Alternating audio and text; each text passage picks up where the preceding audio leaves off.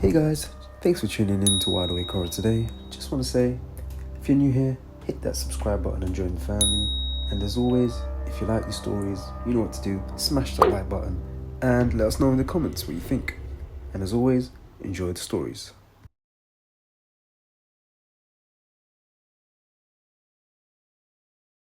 I almost didn't go. That's probably the part that sticks with me the most. Like everything could have just not happened if I had stayed home and kept scrolling like I always do. It was one of those random setups from a friend of a friend, the kind where nobody really knows the guy, but he sounds normal enough. She said he was polite, had a job, didn't give off weird vibes. That was literally the entire review. I remember staring at his profile before I left, trying to feel something about it. He looked fine. Not overly attractive, not creepy either. Just average. Clean haircut, plain smile, normal clothes. The kind of guy you wouldn't look at twice in public. I think that's why I agreed in the end. Nothing about him stood out enough to feel like a risk. We met at this small cafe tucked between a laundromat and a closed-down phone shop. It wasn't fancy, just quiet and kind of dim, with those yellow lights that make everything look warmer than it actually is. I got there first and sat near the window, mostly so I could see him before he saw me. I don't know why I always do that, but I do. When he walked in, I recognized him immediately. Same face, same neutral expression, same forgettable vibe. He spotted me right away too, like he already knew exactly where I'd be sitting. That was the first thing that felt slightly off, but I brushed it off because it's not that hard to guess someone would pick a window seat. Up close, he was even more normal. Clean clothes, neat posture, soft voice. He smiled just enough to seem friendly without overdoing it. Everything about him felt measured, like he had practiced being exactly this kind of person. The first few minutes were fine. Basic stuff. Where we grew up, what we do, how we know the mutual friend. He answered everything smoothly, never hesitating, never rambling. But what stood out was how he listened, like really listened. Not the fake kind where someone just waits for their turn to talk. He watched me closely, like every word mattered more than it should. Then he started bringing things up that I hadn't told him. At first, it was small things. My favorite drink, which I hadn't ordered yet. He casually mentioned it while talking about menus like it was just a guess. It wasn't impossible to guess, so I ignored it. Then he mentioned the neighborhood I grew up in, but not just the name.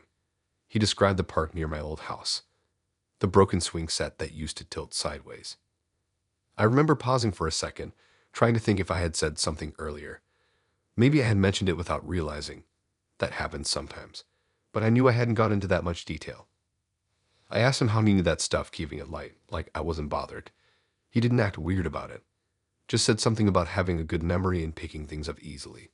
It sounded like a joke, but he didn't smile when he said it. The conversation kept going, but it stopped feeling normal. Every time I said something, he already seemed to know where I was going with it. Like he was a few steps ahead, waiting for me to catch up. It made everything feel slightly off balance. Then he mentioned my old dog. That's when it really hit me.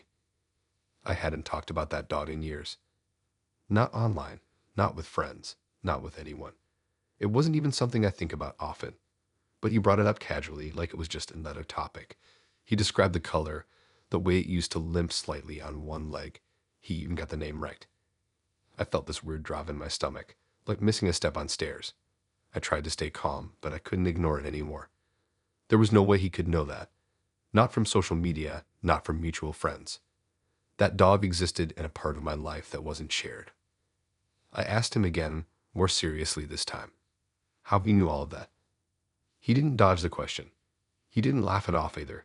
He just looked at me, calm as ever, like nothing about this was strange. That's when he said it. He said I told him. Not before, not online, not through anyone else. He said I told him tomorrow. I remember just sitting there, trying to process what that even meant. It didn't make sense. It wasn't a clever answer or a joke. It was just wrong. Time doesn't work like that. I thought maybe he was messing with me. Some kind of weird humor that didn't land. But he didn't look like someone joking. He looked completely serious, like he had just explained something obvious. I tried to push it away, telling myself this was just getting out of hand in my head. People say weird things sometimes. It doesn't mean anything. But then he kept going. He started mentioning more things. Not just from my past, but things I hadn't done yet. Places I hadn't gone. Conversations I hadn't had. He described them like memories, like they had already happened. specific details, not vague guesses, exact words, exact settings. At one point, he described me sitting in my room, scrolling through my phone late at night, reading messages from someone I hadn't even started talking to yet. He mentioned how I would feel about it too, like he had already seen it happen. That's when it stopped feeling like coincidence or guessing. There were too many details, too specific, too personal. I started to feel this pressure in my chest, like something was closing in, but I couldn't see it. The cafe suddenly felt smaller, quieter. Even the background noise seemed distant, like I was underwater. I told him this wasn't funny anymore, that it was weird and he needed to explain. I wasn't even trying to be polite at that point.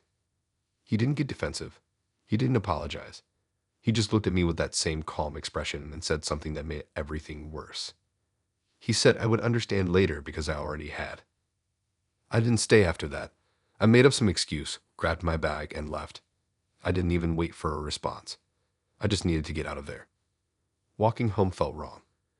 Not scary in the usual way, but off. Like I was slightly out of sync with everything around me. Cars passed. People walked by. Everything normal. But I couldn't shake the feeling that something had shifted.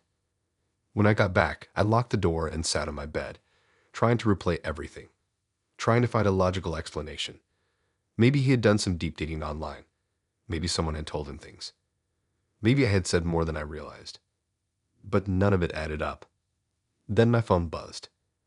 It was a message from an unknown number. I stared at it for a long time before opening it. Part of me didn't want to know, but I did anyway. The message wasn't long. It was just a few lines. It described exactly what I was doing in that moment. Sitting on my bed, phone in my hand, door locked. It even mentioned the way my room looked, down to the pile of clothes on the chair. I checked the door immediately, still locked. When I looked back at my phone, there was another message. This one was shorter. It said not to worry because I had already been through this part. I blocked the number right away, but it didn't help. More messages came in from different numbers, each one describing things just before they happened. Small things at first, then bigger ones. At some point, I stopped opening them. I just let them pile up, unread. But even without reading them, I started noticing it. Things happening exactly the way they shouldn't have been predictable. And the worst part is, sometimes I feel like I recognize it, like I've seen it before, like he was right, like I already told him. I haven't gone back to that cafe. I haven't tried to find him. I don't even know if I want to, because part of me is scared I'll see him again before I'm supposed to. And he'll already know how it ends.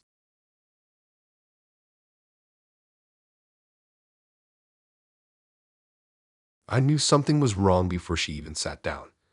Not in a dramatic way, just this quiet, annoying feeling like when you walk into a room and forget why you're there.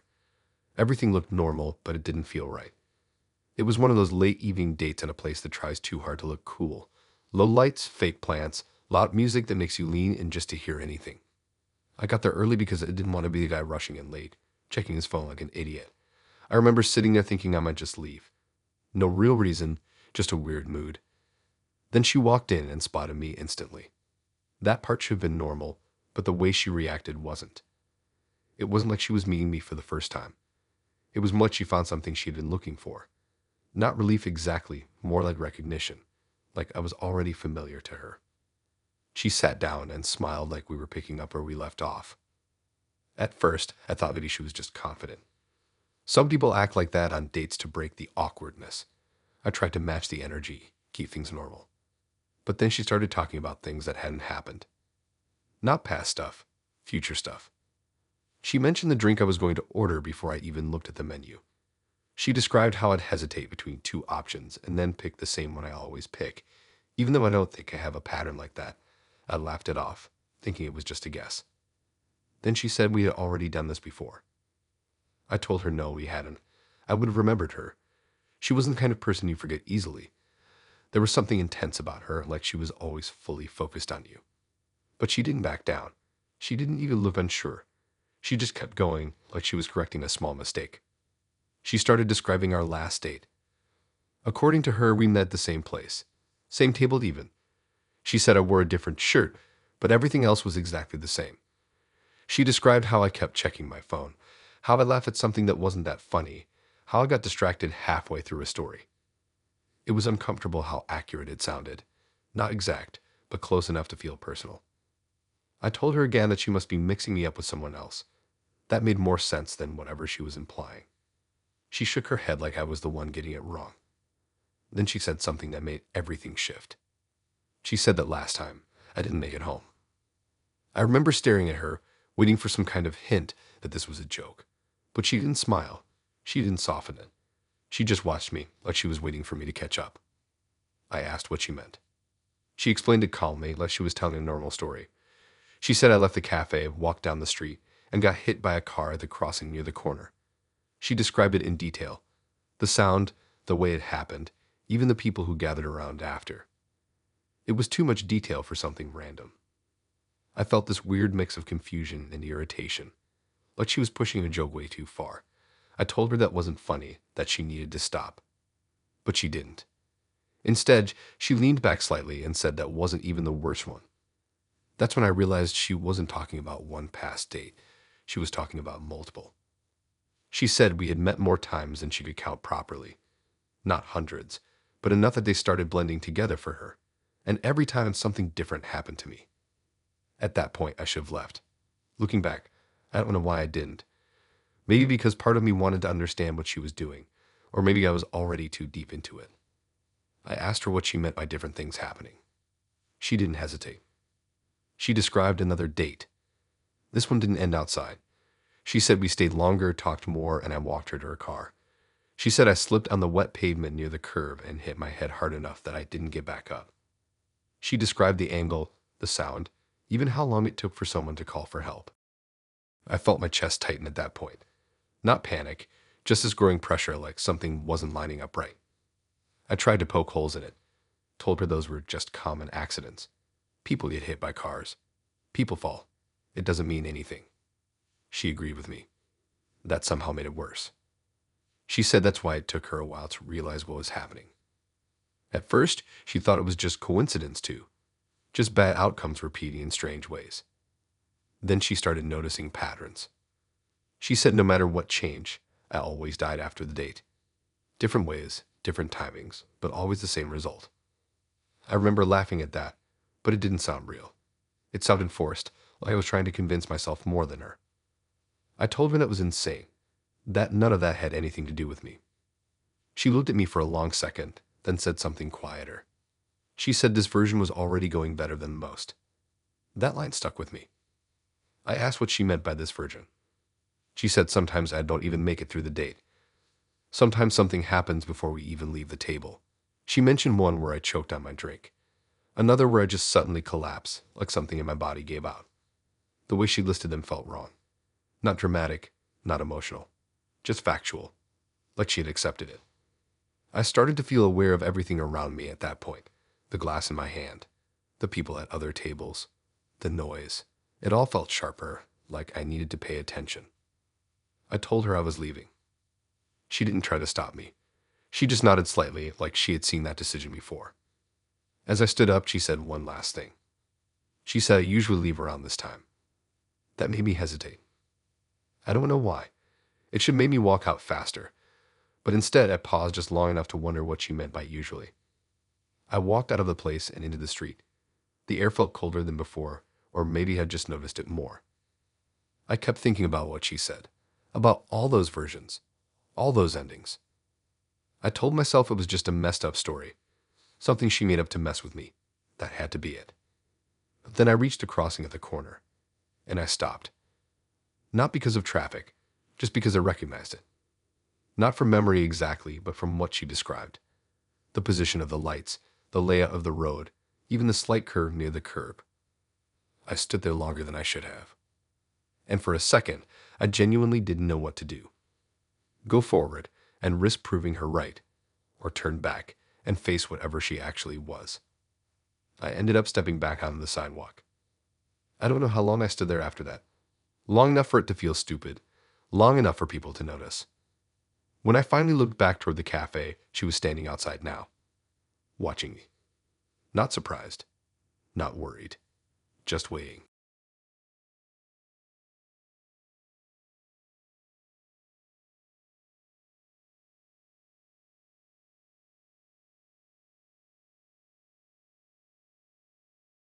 I didn't even want to go to that place. That's the part that keeps replaying, like I ignored something small I could have stopped everything. I had suggested somewhere simple, like coffee or a walk, but he insisted on this restaurant like it actually mattered. Said it was his favorite, said the food was worth it, said it would be quieter. I remember almost canceling just because of that. It felt like too much for a first meet. But I went anyway. The place was tucked down a side street I'd never noticed before, even though I passed that area all the time. It had this warm glow from the windows, like one of those places that tries to feel welcoming on purpose. Nothing about it looked bad. If anything, it looked too normal. He was already there when I walked in. That part didn't bother me at first. Some people just arrive early. But the second I stepped inside, one of the staff looked straight at him, not me, and said something that didn't register properly until later. They apologized. Not in a general way, not like greeting customers. It was specific, focused, like something had actually happened before. He brushed it off quickly, almost too quickly, like he didn't want me to catch it. I didn't say anything at the time because I assumed I misheard. It was loud enough in there that things blurred together. He stood up, smiled, and everything about him seemed normal. Friendly, relaxed, maybe a little nervous. Nothing stood out in a bad way. If anything, he seemed like the more normal one compared to how the staff were acting. We sat down, and I tried to ignore that moment. First dates are already awkward enough without overthinking random comments. But it didn't stop there. Another staff member came over with menus, and the second they saw him, they did the same thing. That same careful tone, like they were stepping around something fragile. Another apology, quick but clear. Again, directed at him. This time I knew I heard it properly. I looked at him, expecting him to explain or at least react in a way that made sense. But he just smiled again and said it wasn't a big deal. Like it was something minor that didn't need attention. It made everything feel off. I tried to keep things normal. Asked him about it casually, like I wasn't actually bothered. He gave this vague answer about a mix-up the last time he was there. Said it was nothing serious. The kind of answer that doesn't really answer anything. I let it go, or at least pretended to. The conversation itself was fine. Better than most first dates, honestly. He was easy to talk to, didn't make things awkward, didn't try too hard. If this had happened anywhere else, I probably would have felt relaxed. But the staff kept doing it. Every time someone came to the table, there was this weird shift. They'd look at him, hesitate for just a second, then say something like they were trying to smooth over a situation I didn't know about. Always polite, always quick, but impossible to ignore once you noticed it. At one point, the manager came over. Same thing. A quiet apology, directed at him with this careful tone that made it feel bigger than he was letting on. I started to feel like I was missing part of the story, like everyone in that room knew something except me. I asked him again, more directly this time. He stayed calm, said it really wasn't anything I needed to worry about, just some confusion from before. The way he said it felt rehearsed, like he used that exact explanation already. That's when I started paying attention to the place itself instead of just him. The restaurant wasn't big, but the walls were covered in photos. Not random art, actual pictures of people. Customers, I guess. Smiling, posing, celebrating things. It gave the place this personal vibe, like a community spot where regulars came back often. At first, it was just something to look at while he talked. Then I noticed something weird. Some of the photos looked too recent. Not in a bad way, just current, like they were taken not that long ago, and for some reason I felt drawn to them. Like I needed to look closer. I stood up at one point, pretending to stretch my legs, and walked over to the wall near our table. That's when everything stopped making sense. There was a photo of me. Not someone who looked like me, not a similar person. It was me. Same face, same hair, same jacket I was wearing right then. Sitting at the exact same table. I remember staring at it for way too long, trying to find any way it could be wrong. Maybe it was edited. Maybe someone had taken my picture and put it there as a joke. But it didn't look fake. It looked like every other photo on the wall. Real. Casual. Unplanned. And the worst part was the date. There was a small printed label under each photo. I hadn't noticed it before, but now I did. The date on mine was from weeks ago. Before I had even matched with him. Before I even knew this place existed. My stomach dropped in a way I can't really describe properly. It wasn't panic right away. More like everything inside me just went quiet for a second. I turned back to the table slowly. He was watching me. Not confused, not curious, just watching. I walked back and sat down, trying to act normal, but I know it didn't work. I asked him about the photo, trying to keep my voice steady. He didn't look surprised. He glanced over at the wall, then back at me, like he already knew exactly what I was talking about. He said something that made it worse instead of better. He said he was wondering when I noticed. That's when everything from earlier clicked into place. The staff, the apologies, the way he brushed things off. I asked him what happened last time. He hesitated for the first time all night. Just a second, but it was enough. He said it didn't go well. That was it. No details, no explanation. Just that. I felt this pressure building in my chest again, like I needed to leave but couldn't move properly yet. I looked back at the photo again. In it, I wasn't smiling. Everyone else in the pictures on that wall looked happy, relaxed, normal. But in mine, I looked tense, like I knew something was wrong even then. And I wasn't alone in the photo. He was sitting across from me. Same position as now. Same expression, like nothing had changed. I turned back to him and asked how it was possible. He didn't answer right away. Then he said something that didn't feel like an explanation at all. He said sometimes things don't stay where they're supposed to. I didn't stay after that. I grabbed my stuff and left, not even caring how it looked. I just needed to get out of there. As I walked past the counter, one of the staff members looked at me, not him this time. They looked at me like they recognized me, like they had already seen me there before. Outside felt colder than it should have been. I stood there for a minute, trying to figure out what to do next. I checked my phone. No photos like that. No record of being there. Nothing. It didn't make sense. But before I left, I turned back once more and looked through the window. He was still sitting at the table. Not moving. Just staring at the spot where I had been sitting. Like he was waiting for me to come back and finish something.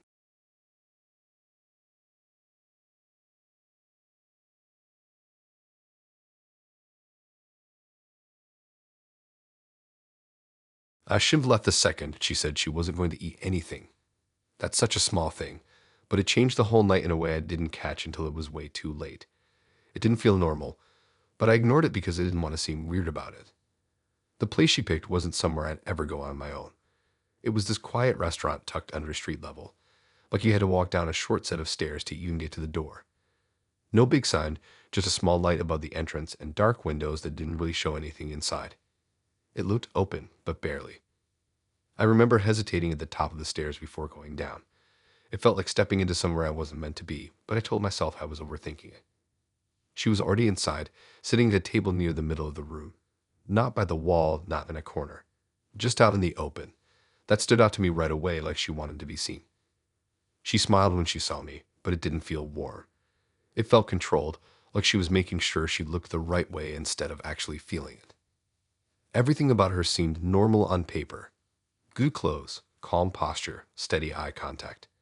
But there was something off about the way she looked at me. Not nervous, not curious, just focused. The restaurant itself was quiet. Not empty, but quiet in a way that felt heavy. There were other people sitting at tables around us, but no one was really talking. No background chatter, no clinking of glasses, nothing that makes a place feel livable. I sat down and tried to act like everything was fine. The first thing she said was that she wasn't hungry.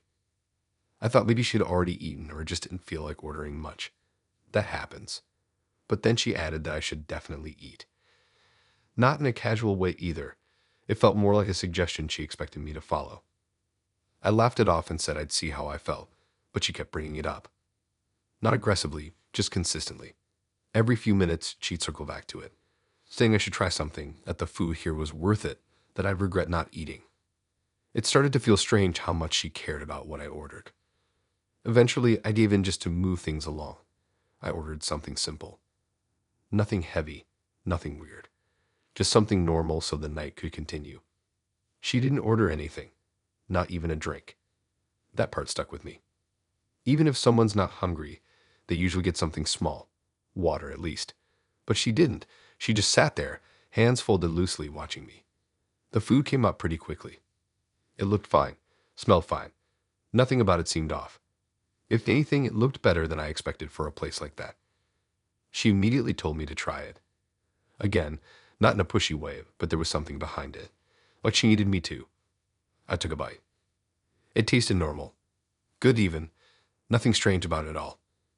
But when I looked up after that first bite, something felt different. I couldn't explain it right away, but the room felt quieter than before.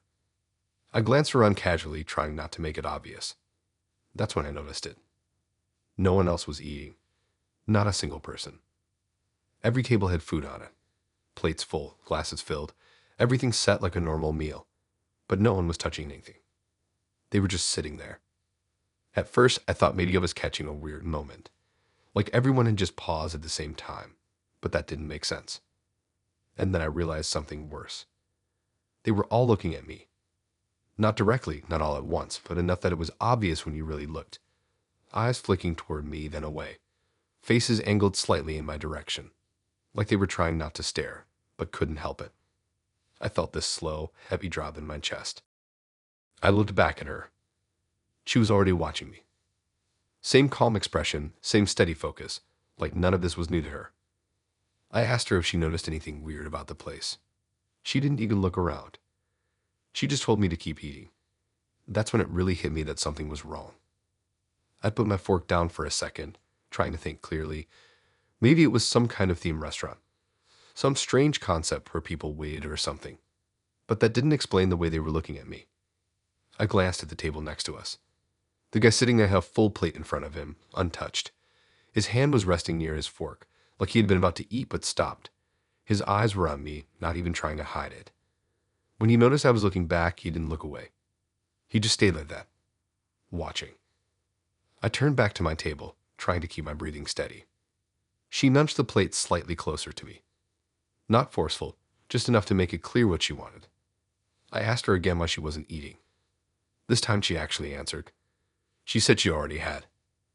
That didn't make sense. There was no empty plate, no glass, nothing to show she had eaten anything there. I asked when. She said before I got there. I knew that wasn't true. I had arrived early enough to see the place when it was already set. There hadn't been any sign of her finishing a meal. I looked around again. Everyone else still had full plates. Still untouched. Still watching. I felt this urge to leave, but something stopped me. Not physically, just mentally. Like if I stood up, I'd be doing exactly what they were waiting for. Instead, I picked up the fork again. I don't know why I did that. Maybe because leaving felt worse somehow. I took another bite. The second I swallowed, the room changed. It wasn't obvious at first, just a small shift. One person at a table across the room picked up their fork. Then another. Slowly, it led a chain reaction. People started moving. Not all at once, not dramatically, just small motions. Hands reaching for utensils, slight movements toward plates. I froze. She smiled slightly. That was the first time her expression changed all night. I realized then that they hadn't been waiting in general. They had been waiting for me. I stopped eating immediately. The movement in the room stopped, too. Like someone pressed pause. Every hand that had started moving just didn't continue. Everything went still again. I felt this pressure building in my head, like I was right on the edge of something I didn't understand, but definitely didn't want to. She leaned forward slightly and told me I needed to finish. Not the meal, just enough. I didn't ask what that meant. I didn't want to know. I stood up instead. This time, I didn't hesitate. As soon as I did, every single person in the room looked directly at me. No pretending, no glancing away, just staring. I grabbed my jacket and started walking toward the stairs. No one tried to stop me. No one moved at all, except her. She stayed seated, watching me go, like she already knew I would.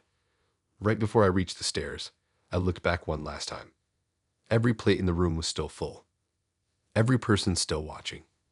Waiting. I left without looking back again. I don't know what would happen if I stayed and finished that meal. But I know one thing for sure. That place wasn't waiting for customers. It was waiting for someone to start.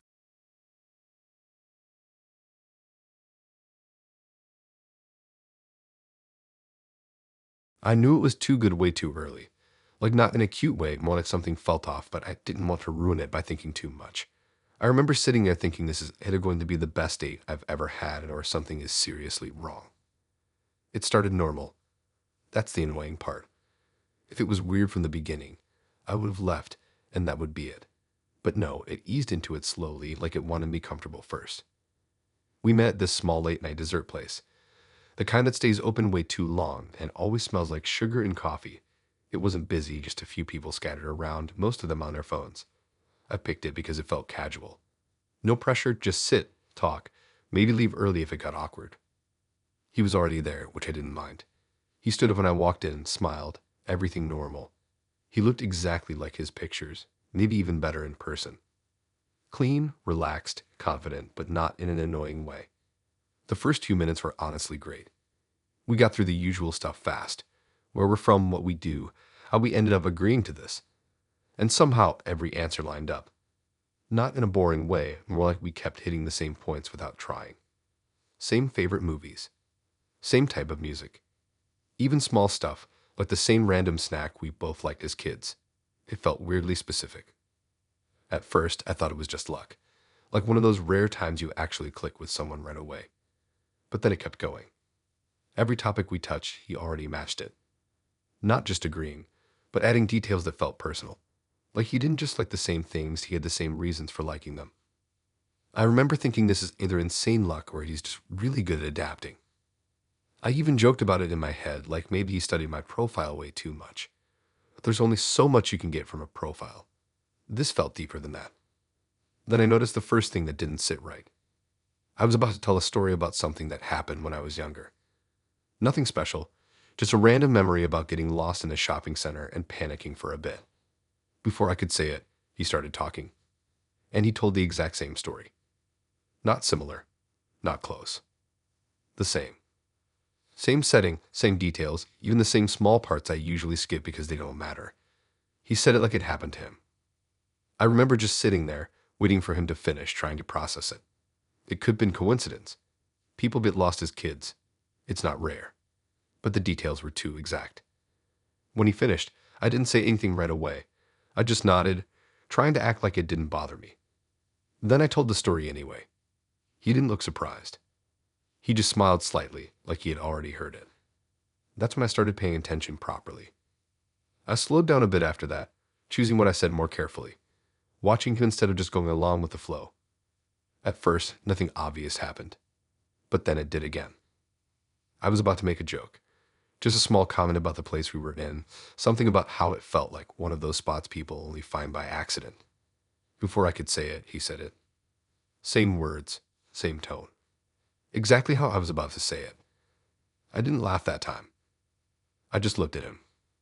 He didn't react like anything was wrong, just kept going, like the timing wasn't completely off. I tested it after that. I'd think of something to say, but wait, just hold it in my head for a second. More than once, he said it first. Not always full sentences, sometimes just the exact word I was about to use, or the same phrase placed in the same spot. It felt like I was lagging behind him in my own conversation. Like he was slightly ahead, pulling things out before I could. I tried to explain it to myself. Maybe I was being predictable. Maybe we just thought in similar ways. That can happen. People click like that sometimes. But this wasn't just similar. It was exact. And the timing made it worse. It wasn't like he said things at the same time as me. It was always just before. A second or two before. Enough that I noticed. Not enough that I could prove it. I started feeling this pressure building in my chest, like I needed to break the pattern somehow. So I stopped talking. Completely. He noticed right away. Asked if I was okay, if something was wrong. I didn't answer. I just sat there watching him. Waiting. For a few seconds, nothing happened. Then he spoke again. But this time, it wasn't in response to anything. He just said something I had been about to say next. A completely new topic I hadn't mentioned yet. Something random about a trip I was planning, something I hadn't even hinted at during the date. He said it like it was his idea. Like it came from him. That's when it really hit me that this wasn't just matching energy or coincidence. He wasn't reacting to me. He was ahead of me. I felt cold all of a sudden, like the room dropped a few degrees without anyone else noticing. I asked him how he was doing that. He tilted his head slightly, like he didn't understand the question. That made it worse. I tried to explain, but even as I was thinking about how to phrase it, he said the exact explanation before I could get it out. Word for word. Like he was reading it straight from my head. I stopped immediately. Didn't finish the sentence, just stared at him. He finally paused. For the first time, he looked slightly unsure. Not scared, not confused. Just like something didn't line up the way it should have. I think that's when he realized I noticed. The next few seconds felt stretched out, like everything slowed down without actually stopping. I tried not to think anything. Just blank. Because every time I formed a thought, I was scared he'd say it. And then he did something that made everything worse. He smiled, but it didn't look right anymore. And he said something I hadn't thought yet. Something completely new. About me leaving early. About me walking out and not coming back. He said it like it was already decided. Like it had already happened. I felt this sudden urge to get out of there before anything else could line up the way he was saying it would. I grabbed my stuff and stood up. He didn't try to stop me. He just watched me the same way he had all night. Calm, focused. Like he already knew exactly what I was going to do next. As I turned to leave, I heard him say one last thing. Not loudly, not trying to get my attention. Just enough that I could hear it. He said something about me looking back before I left. And I did. I didn't mean to. It just happened. Like it wasn't even my decision. He was still sitting there watching me with that same slight smile. Like he was still ahead. I left after that. I didn't go back. But ever since then, I catch myself hesitating before I say things. Just for a second. Like part of me is waiting to hear someone else say it first.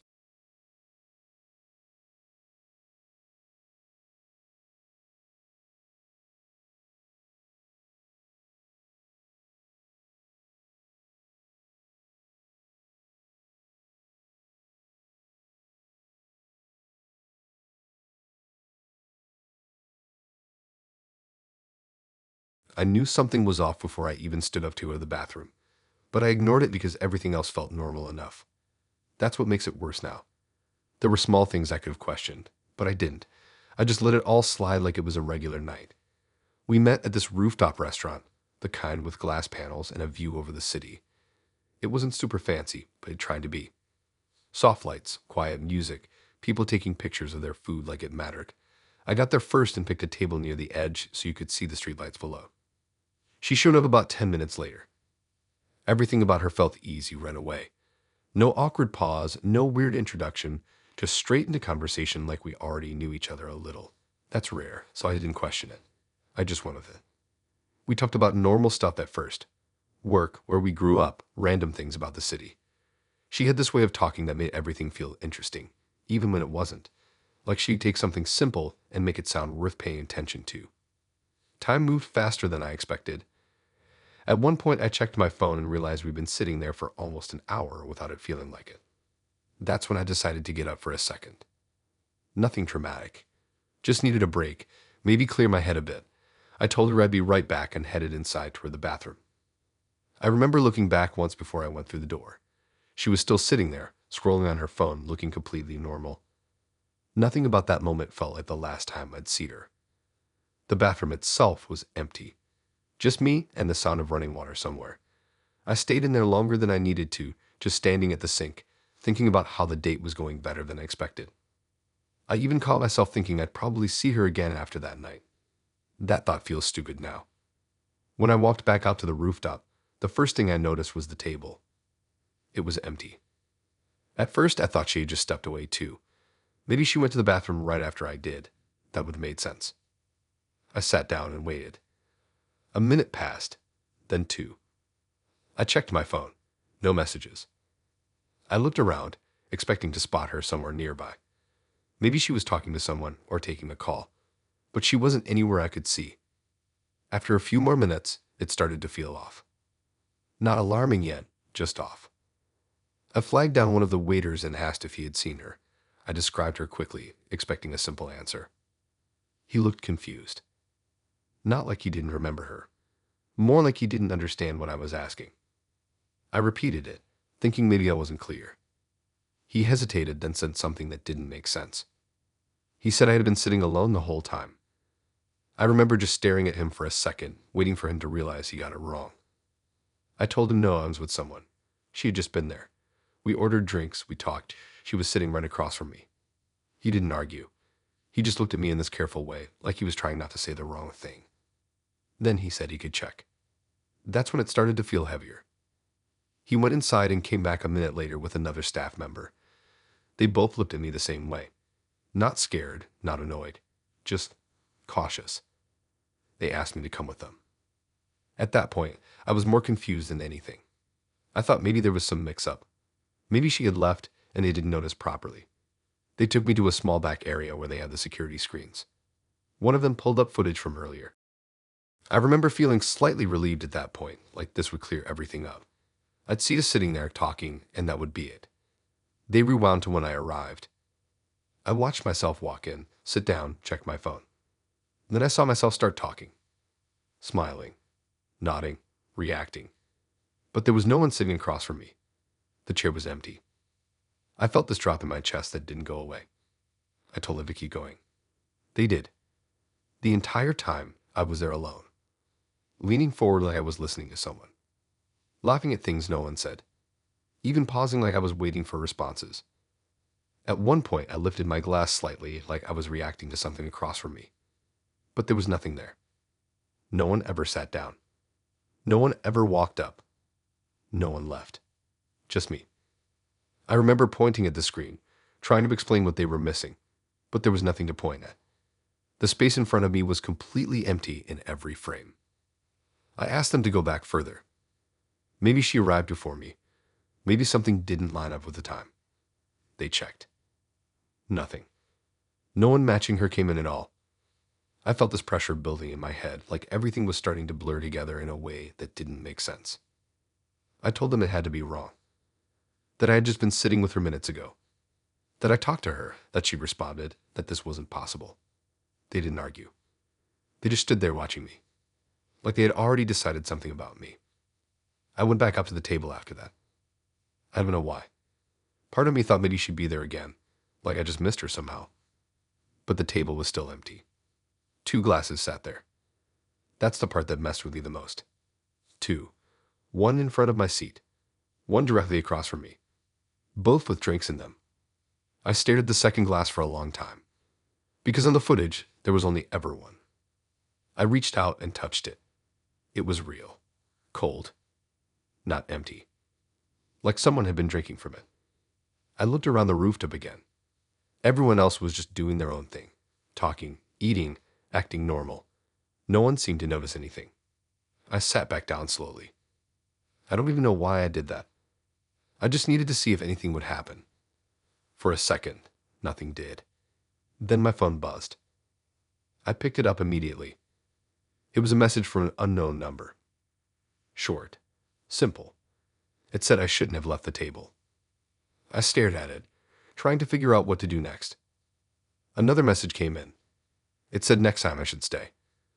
I looked up from my phone, and for a second, I thought I saw someone sitting across from me again. Not clearly, just enough to make me freeze. Then it was gone. The chair was empty, but the second glass was still there, half full.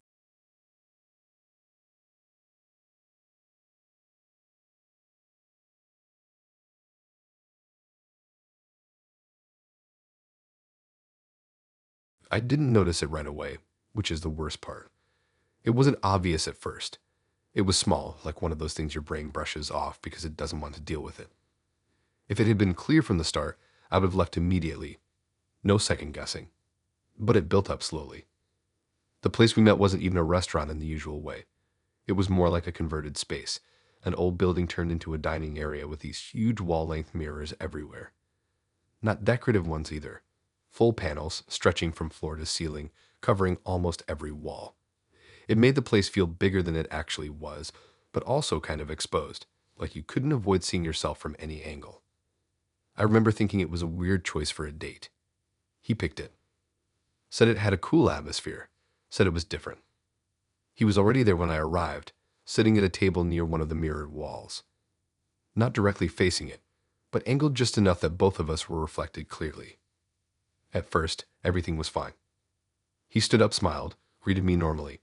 Nothing off about him. If anything, he seemed relaxed, easy to talk to. The kind of person you don't have to work hard to keep a conversation going with.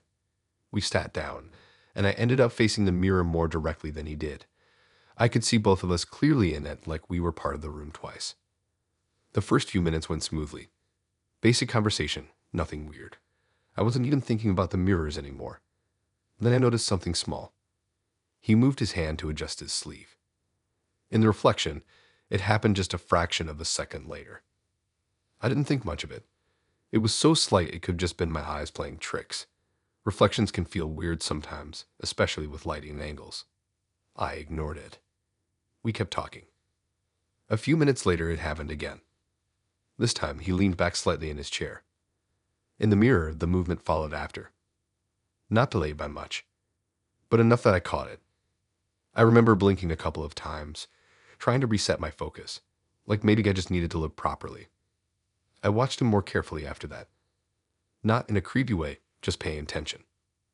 Everything he did, the reflection followed. Not exactly at the same time, just slightly behind. It was subtle enough that if I wasn't looking for it, I probably wouldn't notice, but once I saw it, I couldn't unsee it. I tried to explain it to myself. Maybe it was the lighting. Maybe there was some kind of delay from reflections bouncing off different surfaces. I don't know. I'm not good with that kind of stuff. But it didn't feel right. I tested it in a small way. I shifted in my seat, watching the mirror. My reflection moved instantly. No delay. I looked back at him. He picked up his glass. In the mirror, it followed a second later. That's when I felt it. That slow, uncomfortable drop in my stomach. I tried to keep the conversation going like normal, but I was barely listening anymore. I was too focused on the mirror. At one point, he laughed at something. In the reflection, the smile came after. It didn't match. Not perfectly. Like it was copying him instead of being him. I started to feel aware of how much I was looking at it. I didn't want him to notice, so I tried to act normal. Look at him directly, not at the mirror. But the mirror was always there, always catching my attention. Then it changed. The delay got shorter. At first, I thought it was fixing itself, like whatever weird visual thing was happening was settling. But it didn't stop there. It kept shifting, until the timing felt off in a different way. He reached for his drink again. This time, the reflection moved at the same time. Perfectly sensed. I felt this brief relief, like okay, maybe it was nothing. Then he smiled. And the reflection smiled first. It was small, barely noticeable, but I saw it. The reflection's expression changed just before it did. Not after. Before. I froze for a second. I told myself I imagined it. There's no way a reflection can move before the person. That doesn't make sense. I tried to focus on anything else. The table, the menu, the people around us. But it kept happening. Little things. The reflection reacting just slightly ahead. A blink. A shift in posture. A smile starting before his face caught up. I started to feel like I was watching two separate things that were trying to pretend they were one. I looked at him directly. Everything about him seemed normal. His movements, his expressions, his timing. Nothing off. Then I looked at the mirror again. And that's when it got worse. He was talking about something random. I don't even remember what. But in the reflection, he stopped talking. Just for a second.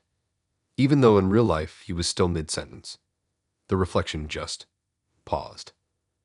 Then it slowly turned its head toward me. Not matching his movement. Just doing it on its own. I felt my whole body go still. I didn't move. Didn't react. I just watched it. The reflection of him was now looking directly at me. While the real version of him was still talking, facing slightly away. It smiled. Not a normal smile. Wider than it should have been. And it held it. Like it knew I was watching. Then a second later, his real face matched it. Same smile. Same angle. Like it caught up. I looked back at him instantly, trying to see if there was anything different.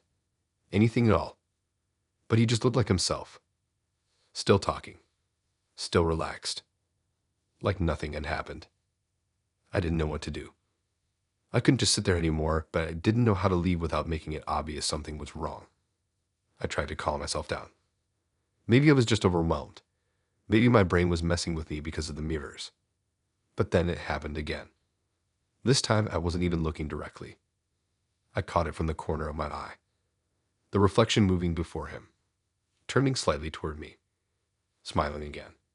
Before his real face did anything. That was it. I couldn't stay. I grabbed my bag and stood up, trying to keep it casual. He looked up at me confused. Or at least he seemed confused. But I didn't wait. I turned to leave. As I did, I glanced at the mirror one last time. Which I hadn't. Because in the reflection, he wasn't sitting anymore. He was standing, right behind me. Closer than he actually was. Smiling that same wrong way. But when I turned around in real life, he was still at the table. Sitting exactly where he had been the whole time. I didn't stop walking after that. I left the place and didn't look back. I don't know what I saw. I don't know how any of that makes sense. But I know this. That reflection wasn't copying him. It was leading.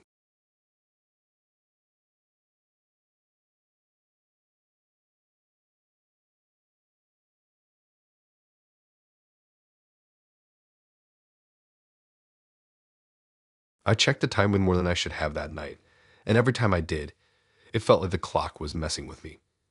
Not in a dramatic way, just wrong, like it wasn't moving at the speed it should.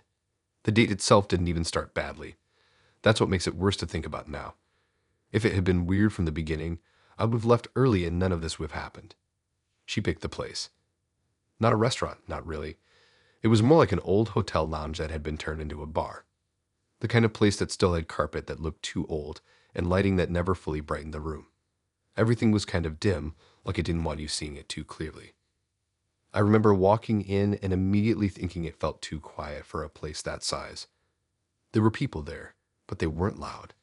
Just sitting, talking softly, barely noticeable.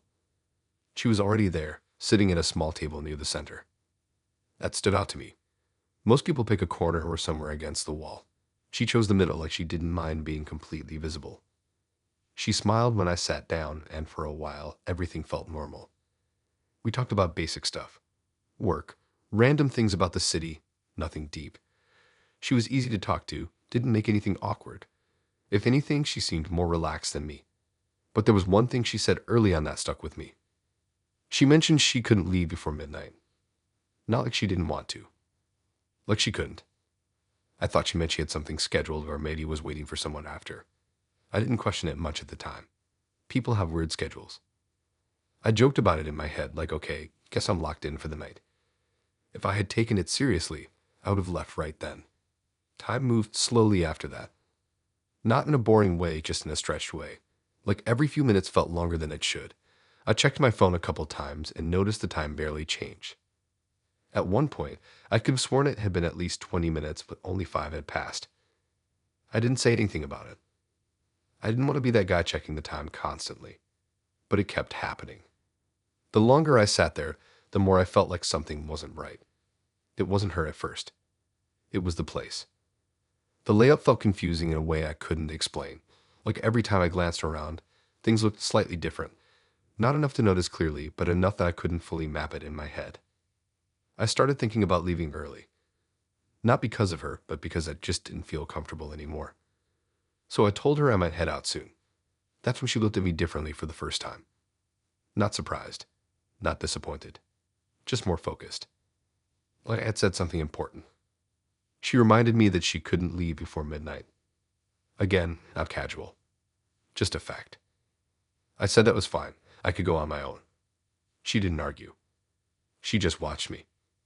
I stood up, grabbed my jacket, and started walking toward what I thought was the exit. It wasn't hard to find. Or at least it didn't seem hard. I walked past the bar, past a couple of tables, and reached a doorway that led into a hallway. I followed it, expecting to see the front door at the end. Instead, I stepped out into the same room, right near our table. I stopped immediately. I thought maybe I took a wrong turn. Maybe there was another hallway I missed. So I tried again. This time, I picked a different direction. Walked past a different set of tables, found another hallway, followed it. Same thing. I came back out into the main room, closer to her table this time. She was watching me, not trying to hide it. Her eyes followed me as I walked back in. I felt this tight feeling in my chest, like something was starting to close in. I went back to the table, trying to act like I wasn't completely thrown off.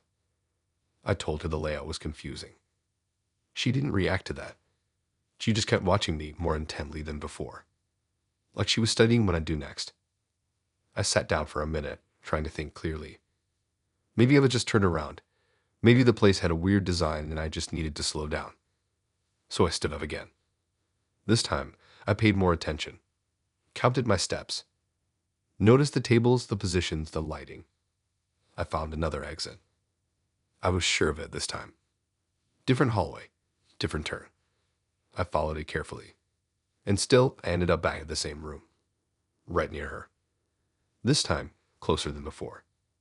Like the space itself was tightening. She didn't look away. Her expression hadn't changed, but her focus had. It felt heavier, like she was waiting for something. I started to feel it properly then. Not panic exactly, but this deep, uncomfortable awareness that I wasn't moving the way I should be. I went for a third attempt. Faster this time. Didn't overthink it. Just picked a direction and walked straight. Through a door, down a hallway, past another door. Opened it, and stepped right back into the same room. This time, I was directly behind her chair, closer than I had been before.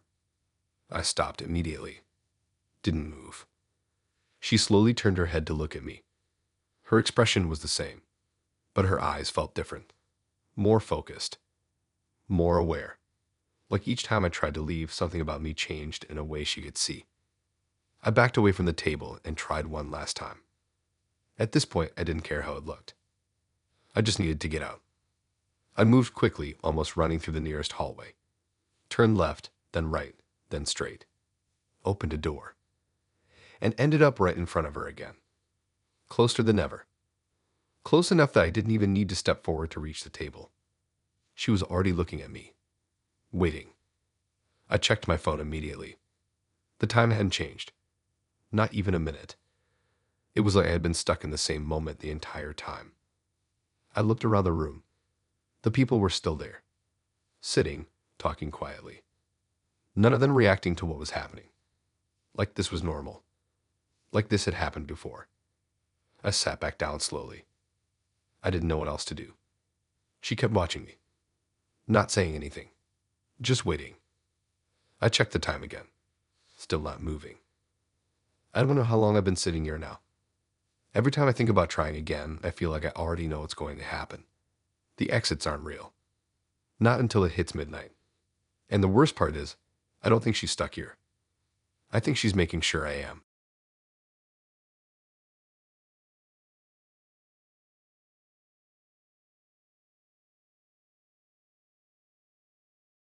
I almost turned my phone off before the date even started. That's how close I was to avoiding the whole thing. I get random spam texts all the time, and earlier that day I had already gotten a few weird ones from an unknown number. No name, no context, just blank messages or random words that didn't mean anything. It annoyed me, but I didn't think much of it. I should have. The place we met was one of those narrow restaurants squeezed between two bigger buildings, the kind you'd miss if you weren't looking for it. It had these tall windows, but heavy curtains pulled halfway across, so you couldn't fully see in or out. Inside was dim, but not in a cozy way. More like it didn't want you seeing too much. He was already there when I walked in. He looked normal. That's what I keep going back to. Nothing about him stood out in a bad way. Clean, calm, polite. He stood up, smiled, greeted me like a regular person would. No weird energy, nothing off. We sat down and started talking, and honestly, it was fine. Not amazing, not terrible. Just a normal first date. Then my phone buzzed. I ignored it at first. I didn't want to be rude, and it was probably just another spam message, but it buzzed again a few seconds later.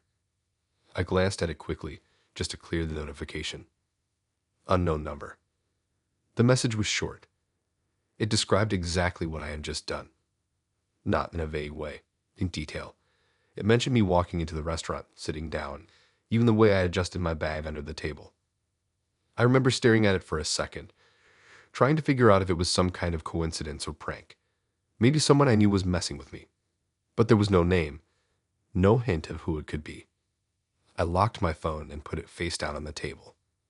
I told myself it didn't matter, but then it buzzed again. I didn't want to check it. I really didn't, but I did anyway. Another message. This one described what I was doing right then. Sitting across from him, nodding while he talked, pretending to listen more than I actually was. My stomach dropped a little at that. I looked up immediately, scanning the room without making it obvious. There were only a few other people there. A couple near the window, someone sitting alone at the bar, and a group further back. None of them looked like they were paying attention to us. I told myself it had to be someone outside. Maybe someone watching through the window. But the curtains made that almost impossible. I locked my phone again. I tried to focus on him, on the conversation, on anything normal. He didn't seem to notice anything. Still talking, still relaxed, like everything was fine. My phone buzzed again. This time, I didn't pick it up right away. I just let it sit there. But the thought of what might be on the screen kept pulling at me. So I checked. The message said I was starting to feel uncomfortable. It mentioned the exact way I had just shifted in my seat. That's when it stopped feeling like a prank. This wasn't random. Whoever was sending these messages could see me clearly. Too clearly. I looked around again, slower this time, trying to find any sign of someone watching. But everyone looked normal. No one staring, no one holding up a phone. Nothing. I even glanced toward the front door, half expecting to see someone standing there looking in. But there was no one. I started holding my phone lower, closer to my lap, so he couldn't see the screen. I don't know why that felt important, but it did. Another buzz. I opened it. The message said I shouldn't look around so much. It mentioned that I was drawing attention. That made my chest tighten, because I hadn't told anyone I was doing that. I looked up at him again. Still nothing. He was just talking, completely unaware. Or at least, that's how it looked. I started responding more automatically, barely thinking about what I was saying. Most of my attention was on the phone now. Another message came in. It described him. Not just what he looked like, but small details about how he was sitting, how he moved his hands when he talked. It even mentioned things I hadn't consciously noticed yet. That's when I realized something worse. Whoever was sending these messages wasn't just watching me. They were watching him too. From a position that gave them a perfect view of both of us. I subtly adjusted my seat, trying to change the angle. The messages adjusted instantly, describing the new position, the new angle, like they were following me in real time. I felt this growing pressure, like I was being watched from somewhere I couldn't see. I thought about leaving, just getting up and walking out. But something stopped me. Not fear exactly. More like uncertainty. If someone could see me this clearly, what would happen if I stood up? Would they follow? Would they already be waiting outside? My phone buzzed again. I opened it slower this time. The message said I was thinking about leaving. It told me to stay calm. That made everything worse.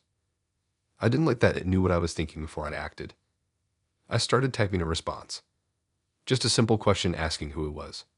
But before I could send it, another message came in. It told me not to reply. That I shouldn't draw attention. I froze for a second, because I hadn't sent anything yet. I hadn't even finished typing. I deleted the message immediately. My hands felt slightly unsteady now. I tried to keep them still on the table. He finally noticed something was off. He asked if I was okay. I nodded quickly, said I was fine. I didn't want him looking at my phone. That suddenly felt like the worst thing that could happen. Another buzz. I almost didn't open it this time. But I knew I would anyway. The message was longer. It described everything I had done since the last one. Every small movement. Every glance. Every shift in posture. Then at the end, there was one final line. It said not to let him see these. I felt my stomach drop again. Slow and heavy. I looked up at him. He was already looking at me. Not confused. Not concerned. Just watching. More closely than before. Like he was waiting for something. I quickly locked my phone and flipped it over. Face down. Trying to hide the screen. trying to act normal. But now I couldn't tell what was worse. The idea that someone else was watching me, or the possibility that he already knew. I didn't check my phone again after that. I just let it sit there, buzzing every few seconds. I could feel it vibrate against the table, one after another.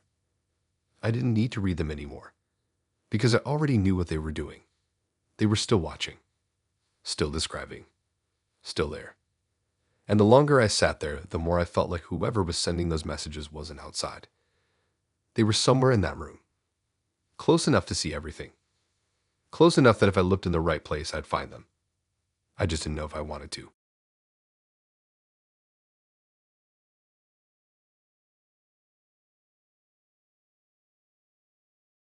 I should have noticed it the second time she left. Not the first time. That was easy to write off. People take calls all the time. But the second time, something about her looked off. We met at this tiny cafe that had just opened a few weeks before. The kind of place where the chairs don't match and the coffee smells like it came from a place that cares too much about details. I was early, of course, nervously scrolling through my phone, and she arrived looking exactly like the picture she sent. Clean, casual, kind of awkwardly charming. Everything felt normal at first. We ordered drinks, talked about nothing important, the usual small talk for a blind date. And then her phone buzzed. She said she needed to take a call. I watched her leave the table, thinking nothing of it, sipping my coffee while pretending not to stare at the doorway. She came back a few minutes later, smiling the same smile, but something was off. I couldn't place it immediately. Her hair looked slightly longer, or maybe it just felt differently. Her voice when she said something soft over her shoulder sounded a little higher. I shook my head, laughed to myself, tried to push the thought away. We kept talking, the usual jokes, the casual laughter, but I couldn't stop glancing at her. It was subtle, at first, tiny changes I couldn't fully describe. Then her phone buzzed again. Another call. She excused herself. This time I actually counted the steps she took, noticing the way her posture shifted when she left. Her return was worse than before. Her hair was a little shorter, her shoulders slightly sloped differently, and her voice, though familiar, carried a strange resonance I hadn't heard when she first arrived. I tried to convince myself it was lighting, perspective, maybe my mind playing tricks because I was nervous. But every time she left, she came back slightly different. Taller, shorter, older, younger. I couldn't pin it down. It wasn't like she was wearing a disguise, just wrong. Subtle, almost microscopic, but my gut kept yelling that it wasn't normal. The third time she excused herself, I decided I was going to pay closer attention. I watched her leave, the way she moved through the narrow cafe, the way her reflection glanced across the window for a second. She came back, and it hit me so hard I almost choked on my coffee. Her face was slightly narrower. Her hands looked longer. Her laugh, which should have sounded natural, carried this mechanical rhythm, like she was imitating herself. I started timing the calls. Each one lasted the same amount of minutes, but when she came back, there were always differences. Sometimes her hair length changed. Sometimes her height. Once I could swear she looked smaller, more fragile, and the next more solid, taller, like she had grown over the span of minutes. I stopped responding to her questions, pretending to listen while my eyes traced her every move. It became impossible to look away. Each subtle shift made me feel wrong, like I had missed a step in reality and couldn't catch up. The people around us didn't notice. No one looked at us twice. No one questioned anything. It was that the world itself ignored it. At some point, she left again. I couldn't tell how many minutes had passed, but when she returned, she was almost unrecognizable. I stared, thinking maybe she wasn't the same person I had met in the first place. Her hair was drastically different now, almost shoulder length when before it had been barely past her ears. Her posture shifted, her voice low now, almost a whisper compared to before. She didn't smile the same way. It wasn't a fake smile. It wasn't even a real one. It was like someone had drawn it on her face in the exact shape she had used before. By now, I wasn't even paying attention to the conversation. I barely registered what she was saying. My entire focus was on the inconsistencies, on every little flicker that proved she wasn't static, that she wasn't fixed in reality like everyone else. I wondered if I had walked into some kind of hallucination, a trick of my eyes, a terrible migraine manifesting as her. But the clarity of the first moments, the way she looked when I first met her, made it impossible to write it off completely. The fourth call was the worst. I remember watching her step away, the way the shadow of her figure stretched oddly against the wall. When she returned, her height had shifted again. She wasn't taller. Not exactly. She just filled the space differently. Her presence was wrong. It pressed against me, like I was seeing a copy layered over the original, but slightly off in time and shape. I couldn't place how long she'd been gone, how long the cafe had even existed this way. I tried to ask myself if I had left the table for a second and someone else had taken her place. But it made no sense. Her features, her gestures, they were too consistent to be a different person, but inconsistent enough that I couldn't accept she was the same. I caught myself thinking she was like a ghost learning to imitate a human form, imperfectly catching the details every time she came back. By the fifth call, I wasn't even sure if the calls were real. Maybe it was my phone, maybe it was me, maybe the place itself was wrong. But when she returned, her voice had dropped a tone and a half. Her eyes were the same color, but the shape had shifted. Her smile looked sharper, more precise. Her hair fell differently again, almost like it had been grown out and cut back in the few minutes she was gone. I realized I hadn't taken a breath in a long time, too focused on her to notice the world outside our little corner of the cafe. I started timing my own movements, stepping in front of her when she came back, trying to see if my brain had lost track of the reality of her. I checked the mirror behind the counter, but it didn't help. The reflection didn't match her. The reflection was her the first way I met her. She wasn't the same. And when she glanced at me, her eyes were sharper, more aware, as if she knew I had noticed. At some point, I stopped trying to track the changes. It was too much.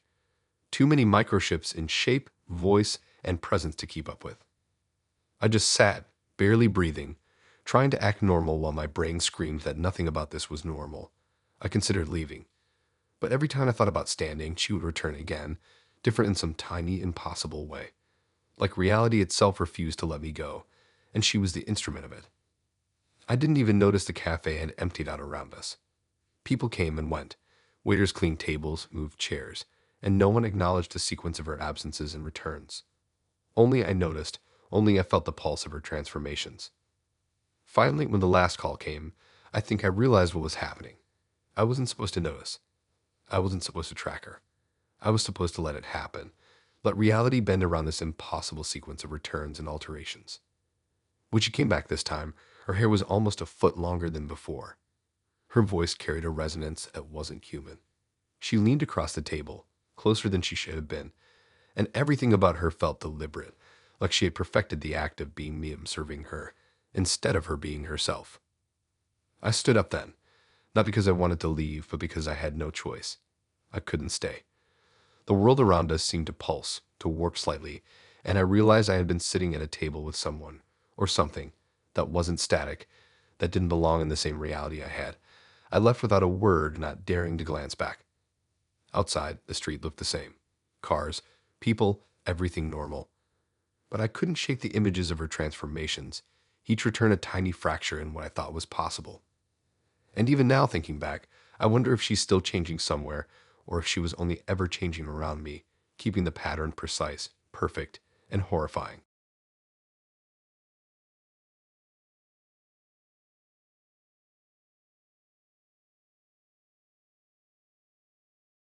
I didn't want to go on this date. Not really. My friends had been pushing me for weeks, saying I should just get out there and stop overthinking. I agreed mostly out of guilt, and because I figured what could go wrong at a casual dinner. The restaurant was the kind of place you only notice if you're actually looking for it. A narrow brick building tucked between a coffee shop and a dry cleaner. Inside, it smelled faintly of burned sugar and polished wood.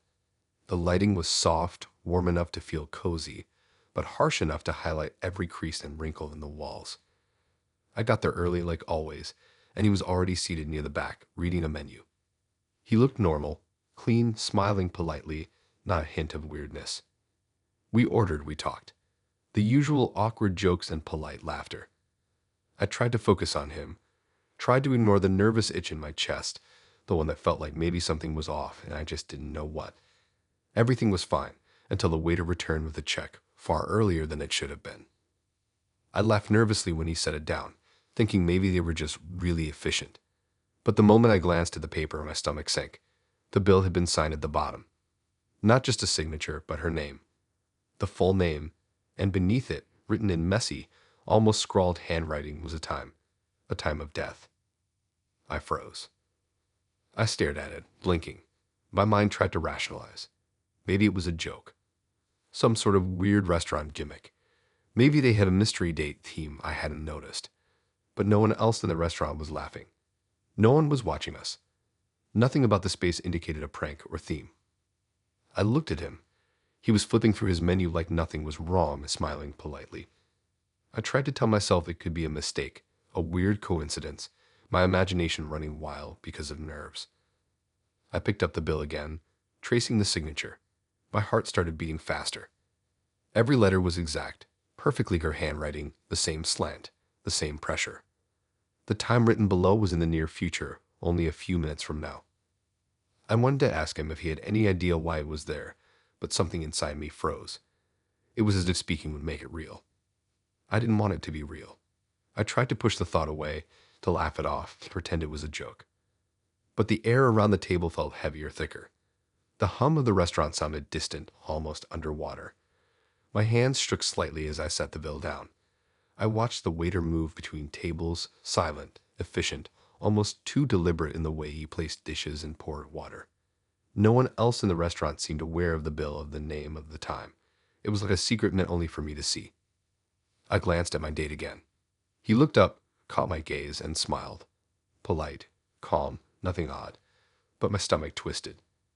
I couldn't tell if he was aware of it, if he had something to do with it, or if he was just the normal person caught in a scenario I wasn't supposed to understand. Minutes passed. Too many, too few. I kept glancing at the time on the bill, then at the clock on the wall. It was creeping closer to the time written beneath her name. My hands fumbled with the check, trying to hide it, to look normal while my chest tightened more and more. I realized I couldn't focus on the conversation at all. Every word he said was background noise to the silent countdown ticking in my head. I thought about standing, leaving. Maybe if I just walked out, it wouldn't matter. But something held me in place. Not fear exactly. More like a tether, pulling me into the center of the table, into the space where the signature existed. I looked around the restaurant again, trying to find someone, anyone, who could explain it. The other diners were normal. Eating, talking, scrolling on phones, laughing. Nothing unusual. No one acknowledged a strange bill on our table. No one seemed aware of it. It was as if the universe had folded itself around me, leaving only that piece of paper and the faint smell of burned sugar. I touched the signature lightly, almost unwillingly, tracing the letters as if doing so could undo what had been written. My mind raced, trying to find some explanation. Maybe it was a prank. Maybe someone had slipped it in the folder the waiter brought. Maybe it was an illusion caused by nerves and bad lighting. But the more I stared, the more I knew it wasn't a trick. It was real. Too real. I thought about asking him directly, but couldn't. My mouth wouldn't form the words. What if it was real? What if saying something made it worse? My hands curled around the check as I realized the time was almost there. Almost the exact minute noted beneath the signature. He smiled again, noticing my tension. Not a smirk, not malicious. Just a simple, polite smile. And for some reason that made my chest tighten even more. It was normal, so normal, it contrasted sharply with the horror of what I was holding in my hands. I tried to convince myself I was imagining things. Maybe it was some kind of trick of perspective, some weird coincidence of handwriting and timing. But even as I rationalized, my mind couldn't ignore the way the air around me felt different, heavier, oppressive. I considered sliding the bill across the table, ignoring it, pretending I hadn't seen it. But my instincts wouldn't allow it. Every fiber in my body screamed at me to pay attention, to keep watch. I didn't dare look at the signature again, but I couldn't look away either. The minute on the bill ticked closer. My chest felt like it might collapse under the pressure of my own awareness. Every sound in the restaurant became amplified. The scrape of a chair, the clink of cutlery, the soft murmur of voices. Each sound felt like a countdown in disguise. And then the waiter came back quietly, silently placing another item on the table. I flinched. He didn't say anything. He didn't look at me. Just moved with that same deliberate efficiency. I noticed the shadows of his movements stretched differently in the light, slower than they should have been, like something was bending the world around us. I couldn't move. I couldn't breathe. I only stared at the signature, at the time written beneath it. It felt inevitable, the way the moment pressed closer with each passing second. my mind went blank. When the minute finally hit the time noted, nothing happened. The world didn't explode. No one screamed. The restaurant continued as if nothing existed outside the normal rhythm of their meals. But I couldn't shake the feeling that I had been warned, that the signature and time weren't about prediction, but notice, that it existed to make me understand that someone somewhere was keeping track of more than just the dinner. I left the restaurant without paying much attention to him, to the world around me, to the menu I had barely touched. Outside, the street looked normal. Cars drove past, people walked dogs, a bus honked in the distance. Nothing had changed. But I couldn't shake the paper into my hands, the letters of her name, the minute written beneath it, and the heavy weight of knowing that reality had quietly shifted around a simple dinner.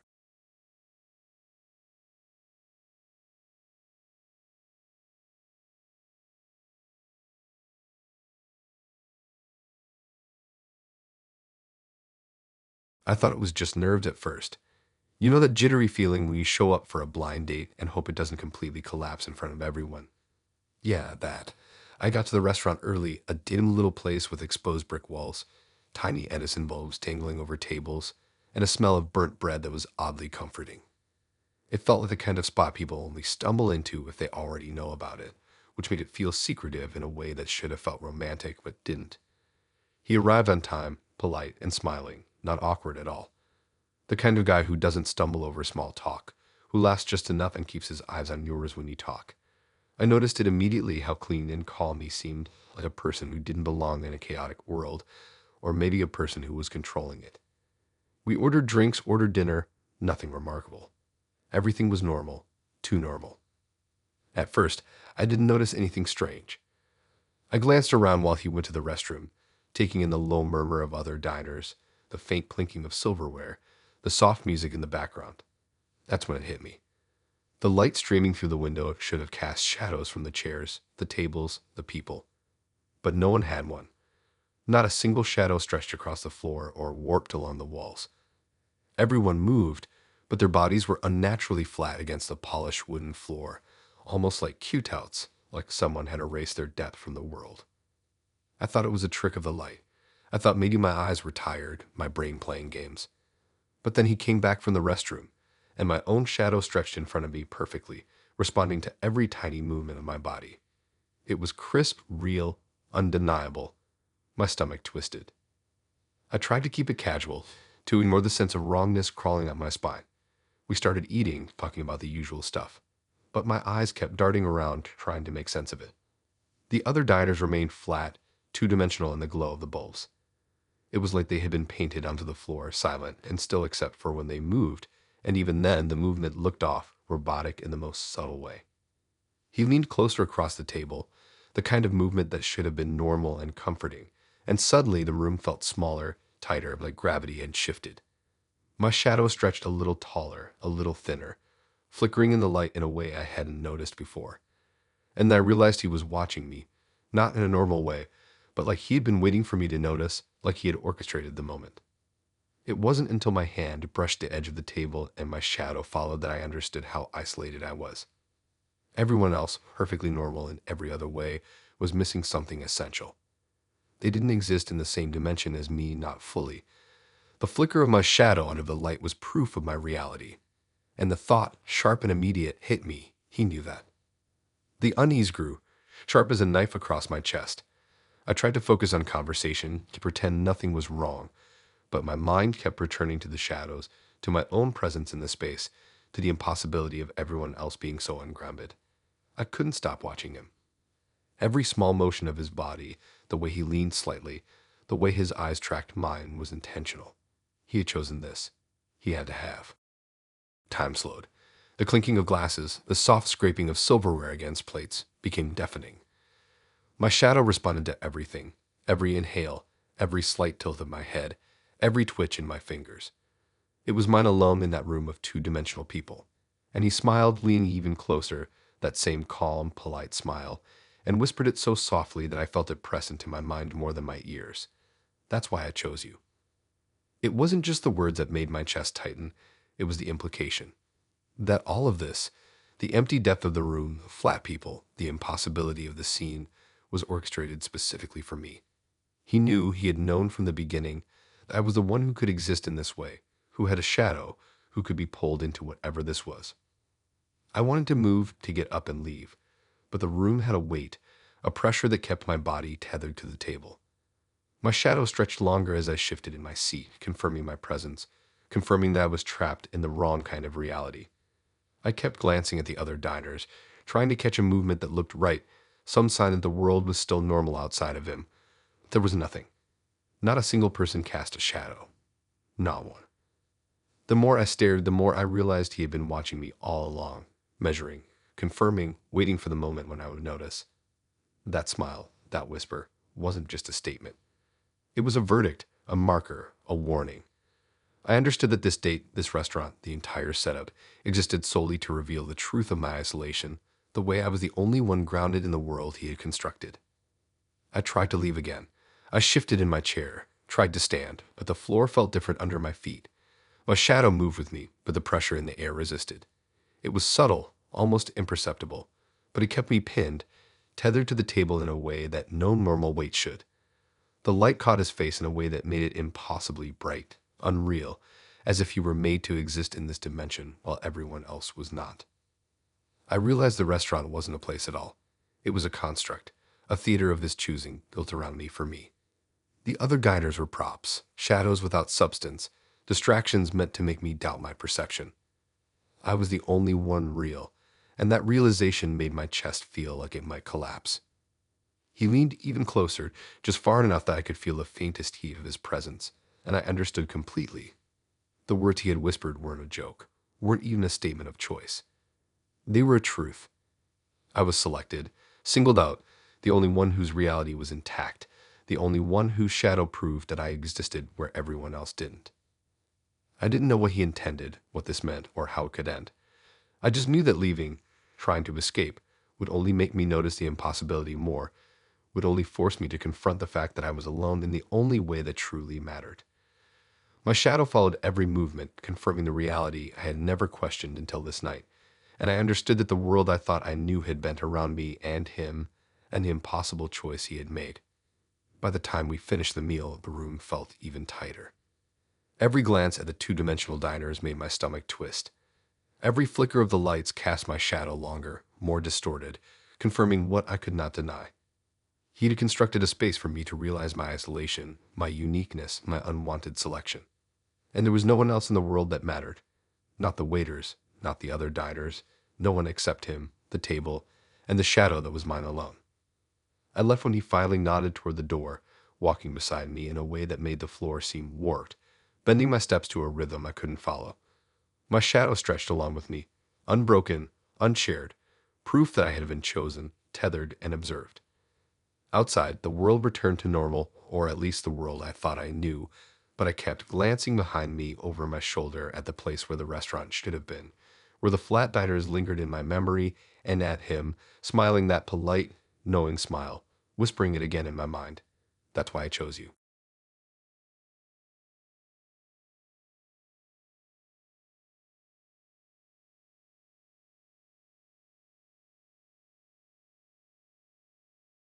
I should have bailed the second he asked me how I'd react if someone tried to trap me in a room, but I didn't.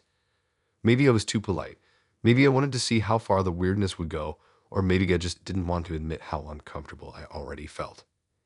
We were sitting in this tiny diner that smelled like burnt coffee and fried eggs, neon lights buzzing above our heads, and I kept noticing how calm he was, like he belonged there and the rest of the world didn't. His questions started subtle, harmless even, about hobbies and favorite movies, then shifted to scenarios that made my stomach tighten. How I'd react if I was stuck somewhere, if someone blocked the door, if I couldn't get help. I laughed nervously, tried to play along at first, thinking it was some weird idea of flirting, some messed up attempt to be quirky. But there was no humor in his eyes. His smile was tight, measured like he already knew the answers and just wanted me to confirm them for him. Every question was precise, probing. He asked about my instincts, how I'd move, how long I thought I could last if I was left alone in a threatening situation. Each one got more specific, more impossible to treat as casual conversation. I realized slowly, almost too late, that he wasn't curious. He was calculating. I tried to ignore it, to focus on my coffee, the sticky surface of the table, the buzz of the neon, but my attention kept snapping back to him. My pulse started hammering in my ears. Something about the way he leaned forward, fingers drumming lightly against the menu, made my chest tighten. He asked about scenarios that weren't just dangerous, but oddly personal. What I'd do if someone followed me home. How I'd react if I was tied up, if someone was watching me in the dark. I laughed again, too loudly, trying to cover the way my hands had gone cold. I wanted to leave, but the diner felt small, enclosed, and part of me couldn't let go of the idea that I might be overreacting. He seemed satisfied with my answers. That was worse. The nod he gave me, slow and deliberate, made my stomach drop like I'd just fallen off a cliff. I felt like I was being evaluated, not just talked to, like this wasn't a date at all, but an audition I didn't know I was performing in. I kept telling myself I was imagining it, that my nerves were exaggerating, but my intuition screamed otherwise. When the waiter came by, I barely noticed. My focus had shifted to him, to his eyes, to the way he listened, the way he smiled at the right moments. He didn't take notes, didn't write anything down, but I knew somehow he was recording it all. Every answer, every hesitation, every flicker of discomfort across my face. The diner started to fill up with other people, and I realized I wasn't just imagining the tension anymore. I caught him glancing at a corner booth, where a man sat alone scrolling through his phone, and his eyes darkened to just a fraction. That subtle shift, almost invisible, made my heart pound harder. I wanted to leave, but my limbs felt sluggish, as if the diner itself had somehow made them heavy, weighted with anticipation I didn't understand yet. At some point, he excused himself to take a phone call. I thought maybe he had work, maybe it was something normal. But when he stepped aside, I overheard him clearly enough to freeze in place. His voice, low and deliberate, carried over the faint clatter of dishes. He said something that made my blood turn ice. "She'll survive longer than the last one." I didn't move. I couldn't move. The words repeated in my mind like a warning, like an anchor pulling me out of reality. My stomach twisted as I processed what he had just said, the implication, the casual certainty of it. There was a last one. There had been other people. And I wasn't just the next date. I was part of some plan. I tried to get up to leave, but the diner suddenly felt too large, too live-in thing. The aisles between tables stretched further than they should have.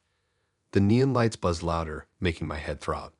I kept picturing him on the phone, calculating, analyzing, already considering what I'd say next, how I'd react, how long it would take for me to panic.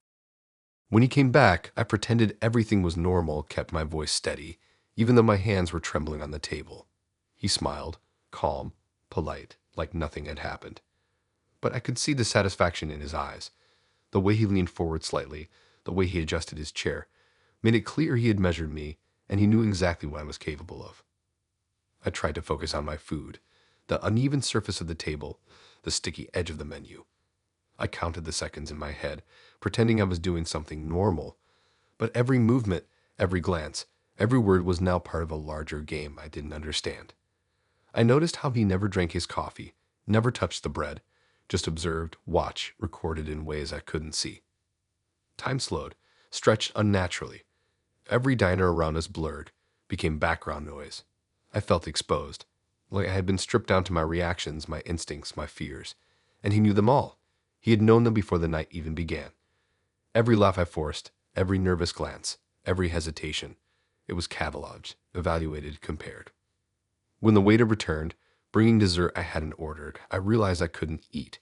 My stomach twisted at the thought. I wasn't hungry. I wasn't safe. The diner had become a stage, and I was both performer and prey.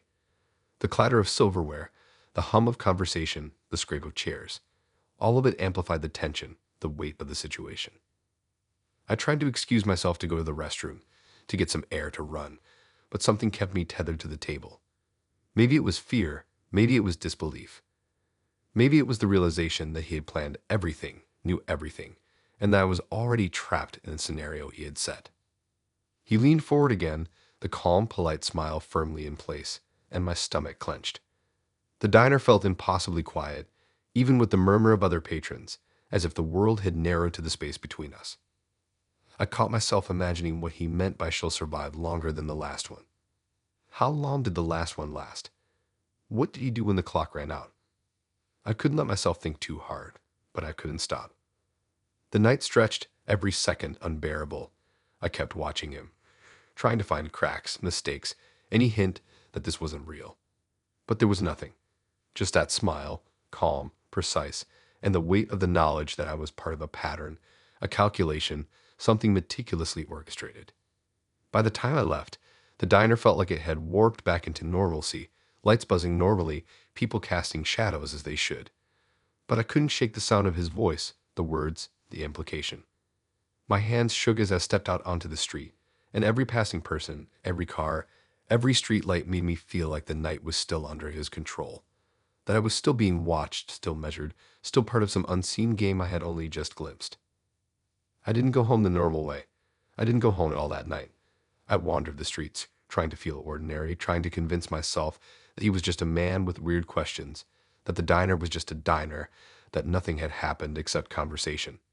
But I knew the truth, cold and unshakable. I had been observed, analyzed, cataloged, and he already knew exactly what I was capable of. And that was only the beginning.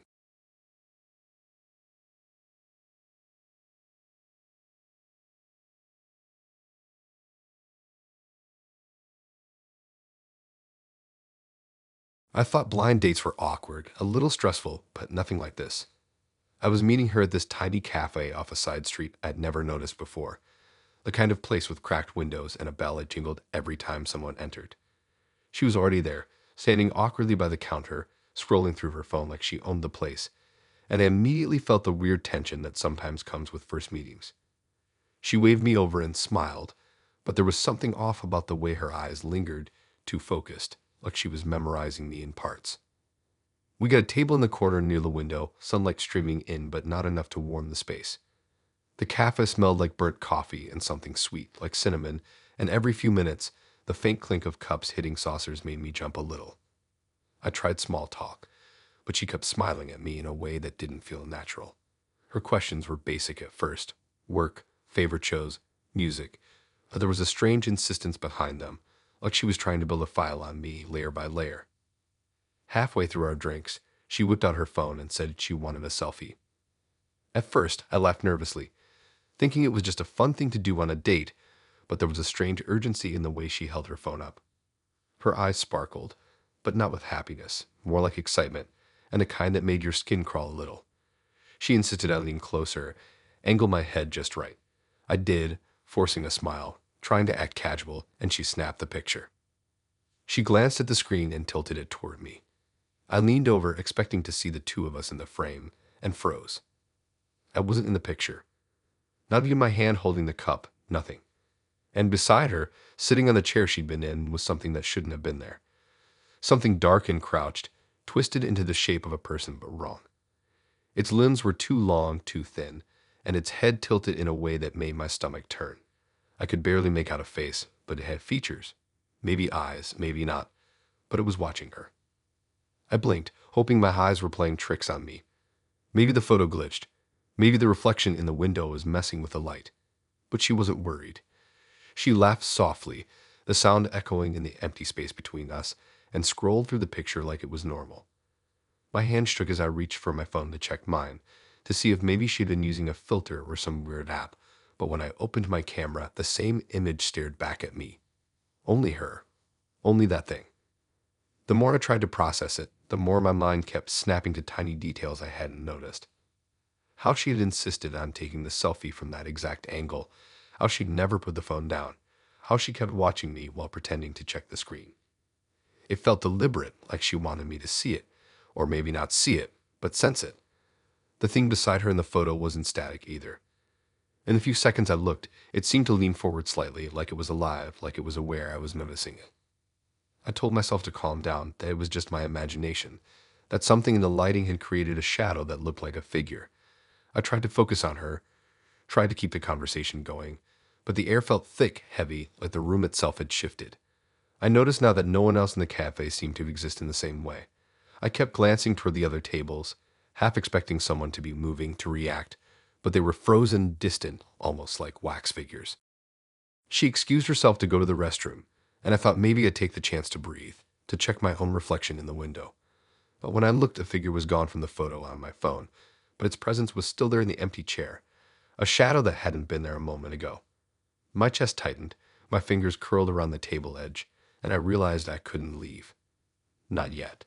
My body felt stuck, glued to the chair by some unseen force. When she returned, everything seemed normal again, almost too normal. She smiled, placed her phone on the table, and slid the photo toward me. I looked again, hoping, praying, that maybe I'd misread it. But the image was clear. Her laughing, holding the cup, hair falling across her face, and that thing, crouched, twisted, watching, waiting beside her. And this time, I could feel a pressure on my shoulders, like something cold brushing against my neck. I wanted to stand up, to grab my coat, to bolt out the door, but my legs refused. Every instinct screamed at me to run, but I felt paralyzed, trapped not by her, but by the presence that followed her everywhere, the one that had no place in reality but insisted on existing anyway. The air between us seemed heavier, thick with anticipation, and I realized this wasn't just a photo. It was a warning, or maybe a record, a proof that something else existed, something that had been with her long before I arrived and would stay long after I left. She chatted about mundane things, her favorite music, a story about her coworker, but I barely heard it. My eyes were glued to the screen, to the chair beside her, to the impossible thing that shouldn't exist. Every time she laughed, I imagined it turning its head toward me, watching me in some perverse reflection of reality. I felt like I was part of a snapshot, a frame that had been set long before I'd walked in, a play where I had been cast without even knowing it. I tried to leave again, pretending to check my phone, telling myself I'd get up the next time she excused herself. But the chair beside her seemed to lean subtly every time I looked. The thing's posture shifted, like it knew I was noticing, like it was alive in a way that made sense only in nightmares. I realized that no matter what I did, I couldn't escape its gaze. I could see it reflected faintly in the window behind her, crouched and waiting, merging with shadows in ways that made the cafe feel unreal, like it existed half in our world and half somewhere else. The waiter came by with a check, and I forced a laugh, trying to act normal, trying to convince myself I wasn't about to panic. But the moment he placed the paper on the table, my hands shook. I noticed the corners of the photo print were curling slightly, the image almost alive. I stared at it, noticing now how the thing's head tilted whenever I moved my eyes. It followed me, despite being two-dimensional, like it was aware of me even in a captured moment. She leaned in to look at the check, smiled, and I realized I couldn't leave without confronting her, or confronting the thing beside her. My pulse pounded, every nerve in my body alert. I wanted to ask her, wanted to scream, wanted to make it stop. But my voice wouldn't work, and by the time I thought about it, she had already swiped the photo off the screen, of the phone in her bag, and was acting like everything was normal. I wanted to run, but I couldn't move fast enough. I had a horrifying sense that even if I did, it would follow, like it had already marked me as part of this ongoing frame, part of a collection I didn't want to be in. We finished the drinks, the check paid, and I walked out into the street. But the moment I stepped outside, I knew it hadn't ended. The air felt different, thicker, like the presence had slipped out with me. Every shadow along the buildings, every person passing, every parked car seemed to carry a trace of it.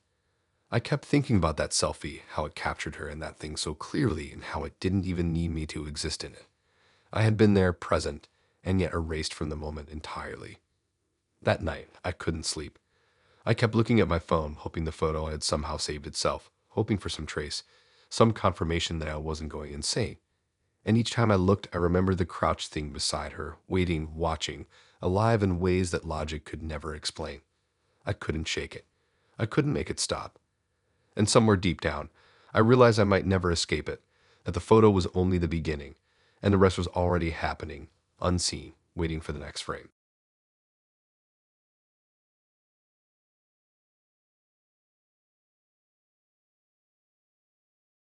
I never thought I'd notice time so much on a first date, but with her, every glance at my phone felt like a punch to the gut.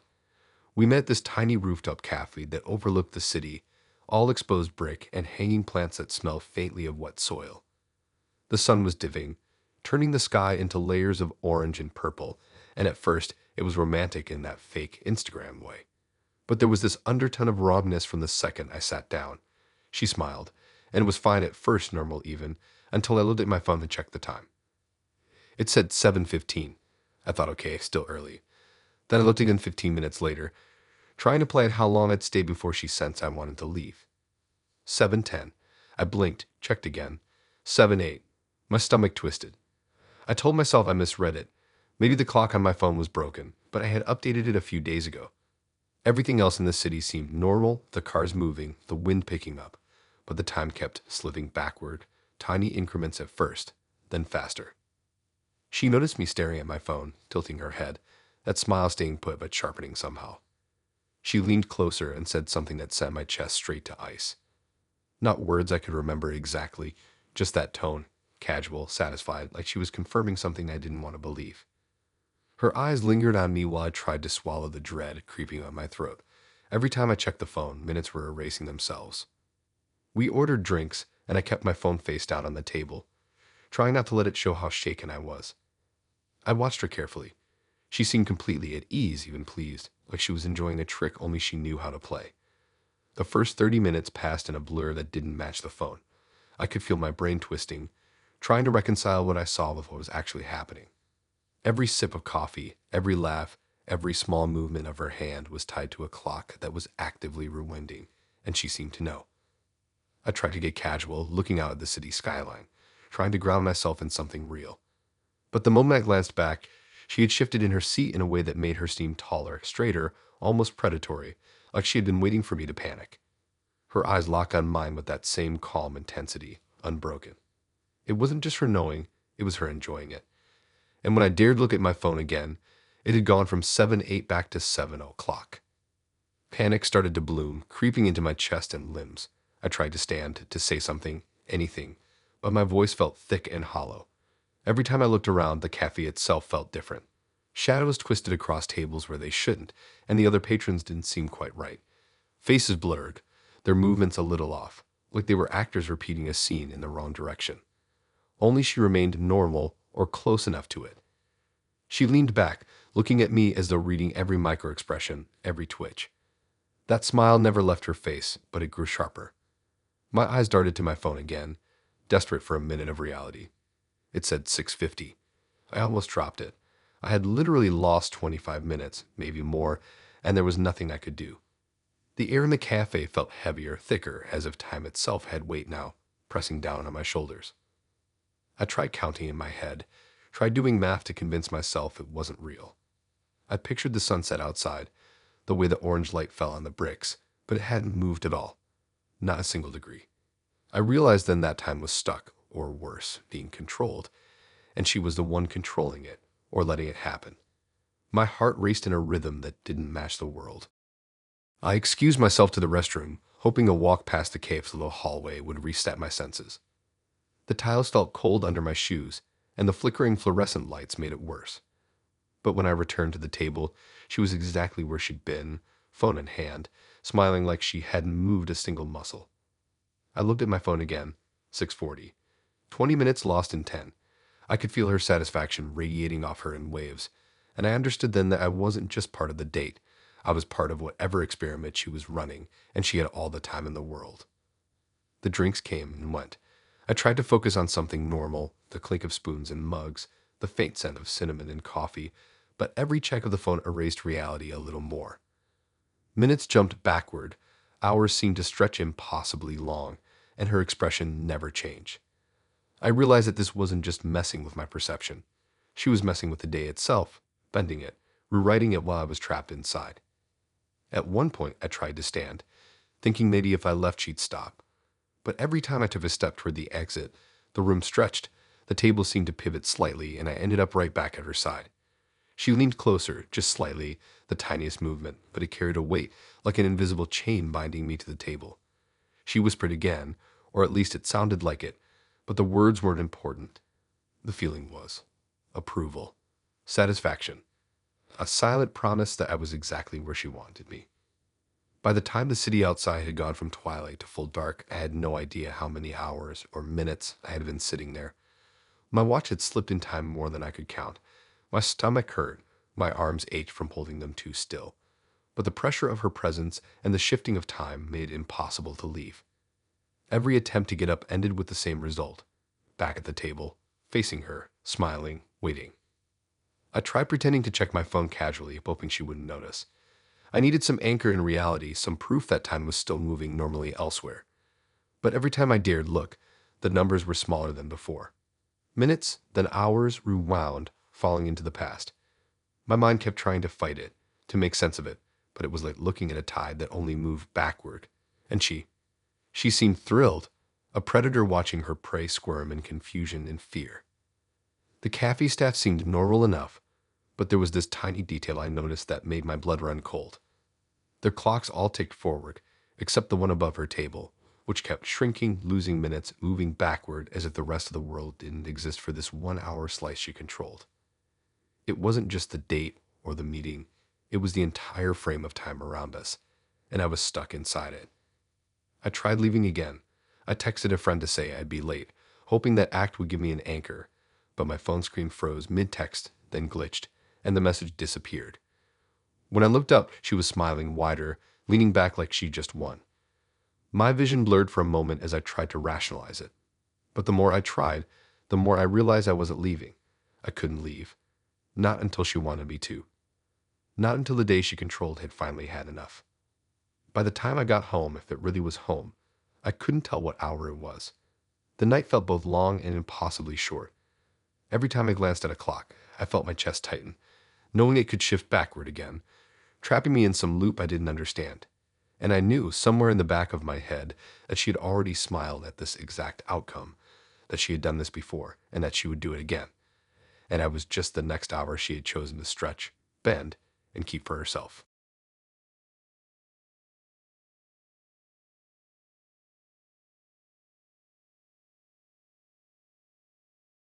I'd never been good with first dates, and that night was supposed to be casual, just a way to meet someone new without expectations. The restaurant was quiet, tucked away in a corner of the city, a kind of place with dim lights and exposed beams that make you feel like you're somewhere intimate even if it's empty. I remember sitting down and thinking she looked normal enough, polished, calm, funny in that practiced way. But something about her smile felt just a little off, like she was letting me in on a secret I didn't want to know yet. We started talking small talk first about jobs, hobbies, where we lived. At first it was fine. I could answer her questions, I could follow the conversation. But then, midway through my story about my work, I blanked. My mind went completely empty. I knew I worked somewhere, I knew I had responsibilities, but the details evaporated. My job title, my office address, even the city I told myself I lived in, they all just slipped away. I looked at her, trying to laugh it off, trying to pretend I wasn't panicking. She had a notebook on the table, one of those plain covers, nothing fancy. She jotted something down quickly, casually, like it was part of the conversation, and then looked up with the faintest hint of satisfaction. That's when she said it. I didn't hear words exactly, but the feeling of the sentence hit me like a wall. Progress. Something in the way she wrote it, the way her hand didn't hesitate, made it clear this wasn't an accident, wasn't coincidence. I was part of some experiment I hadn't agreed to. I tried to steer the conversation to safer ground, talking about hobbies, the weather, anything normal. But every time I answered, a piece of myself was missing. I forgot where I'd grown up, the color of my childhood bedroom walls, even my parents' names for a second, and each time she would scribble something in that notebook. I started noticing a pattern, my memory slipping and her marking it down, each loss acknowledged, cataloged, approved. At first I thought maybe it was stress, maybe I was nervous, maybe the wine had hit me harder than I realized. But that explanation fell apart when I tried to remember my own name and couldn't. My brain just stopped. My mouth moved, producing sounds, words, sentences, but they didn't connect to meaning. I was speaking, but not really, and she wrote again, slowly this time, savoring it, and the weight behind her look made me understand. This was the goal. She wanted this to happen. I started checking the restaurant itself, trying to ground myself. The lights were warm, the servers moved slowly, deliberately, but none of it was comforting. Every so often I caught glimpses of her looking at me, notebook in hand, pen poised like a knife. She wasn't smiling exactly, not in a friendly way. It was more like a scientist observing a subject, noting the slightest reaction, the tiniest twitch. My pulse raced. I tried to get up, to leave, but my body didn't respond correctly. Words escaped me when I tried to ask for the bill. My hands felt clumsy, disconnected, almost foreign. Each scribble in that notebook made my head spin. It was that I could feel the memories being marked as taken, filed away somewhere I couldn't reach. She didn't pressure me, didn't force me physically. She just sat there, calm, letting the erasure happen. I tried to fight it, to think of a memory and hold on to it, but they were melting before my eyes. And the notebook kept filling up with tiny lines, strokes, little dashes that confirmed she was tracking every loss. I realized then that it wasn't just my past she was erasing. It was me entirely. My identity, my history, even small habits and quirks I hadn't noticed I had, they were disappearing mid-conversation. And the more I lost, the more alive she seemed. Each glance, each scribble, each subtle nod gave her this quiet thrill, this calm dominance over me that made my stomach churn. I couldn't tell if I should be angry, scared, or completely numb. Food came, unnoticed. I picked at it without taste. I tried to laugh at one of her jokes. The punchline was gone before I understood it. My mind was patchy, missing whole paragraphs of thought. She wrote again, the page filling faster now. Progress, she whispered without words. The way her eyes met mine told me she was keeping score. Not just any score, but the exact kind that made me feel like a laboratory subject, not a human being. I tried to record the encounter on my phone, thinking that maybe capturing it would anchor me. But the phone camera didn't work. The video was static, then a black screen, then images I didn't recognize. I looked back up at her, notebook closed now, and she seemed patient, like this was expected, like she had done it before, like she knew the next stage. Time started feeling wrong. Minutes felt like hours, hours like seconds. My sense of self, already fading, made me miscalculate everything. I forgot the way I got to the restaurant, what I had worn, even the first few words of the conversation. And every lapse was logged in that notebook, every forgotten detail marked down. I felt like I was being erased in increments, slow enough that I could feel each second slip away. By the time the meal ended, or maybe it hadn't ended, I couldn't tell. The restaurant seemed smaller, tighter, as if the walls were closing around me. My hands shook when I tried to get up. She closed the notebook and set it beside her plate, finally looking at me fully. There was no malice exactly, but the complete lack of empathy made me sick. She had recorded progress. She had taken pieces of me one by one and cataloged them like trophies. I realized then that I didn't know how many pieces remained, or if I even remembered what remained. I left that night in a haze. The walk back felt unreal. My apartment looked familiar but wrong. My keys, my wallet, even my own name felt slippery. I tried to call a friend to explain, but my voice caught in my throat. The memory of the conversation at the table was patchy, scattered across my mind in bits and pieces. I could feel her notebook somewhere in the city, somewhere she would write again, somewhere she would continue the work she'd started. Even now, days later, fragments of memory vanish mid-thought. A friend's name I used to know well disappears as I try to recall it. A favorite song vanishes halfway through the chorus in my mind, and I can't shake the image of her sitting there, notebook open, pen in hand, her eyes steady, satisfied, marking every single loss like a gardener cataloging weeds. Progress. I haven't seen her again, at least not that I can remember, but the feeling lingers like a shadow across the edges of my mind. The knowledge that something can take pieces of you without force, without threat, just slowly, and that someone can watch and mark it, enjoy it, and call it progress. It's haunting. Every time I feel a memory slip away now, I picture that notebook. I picture her writing, her calm, precise movements, the way she smiled without needing words. Progress.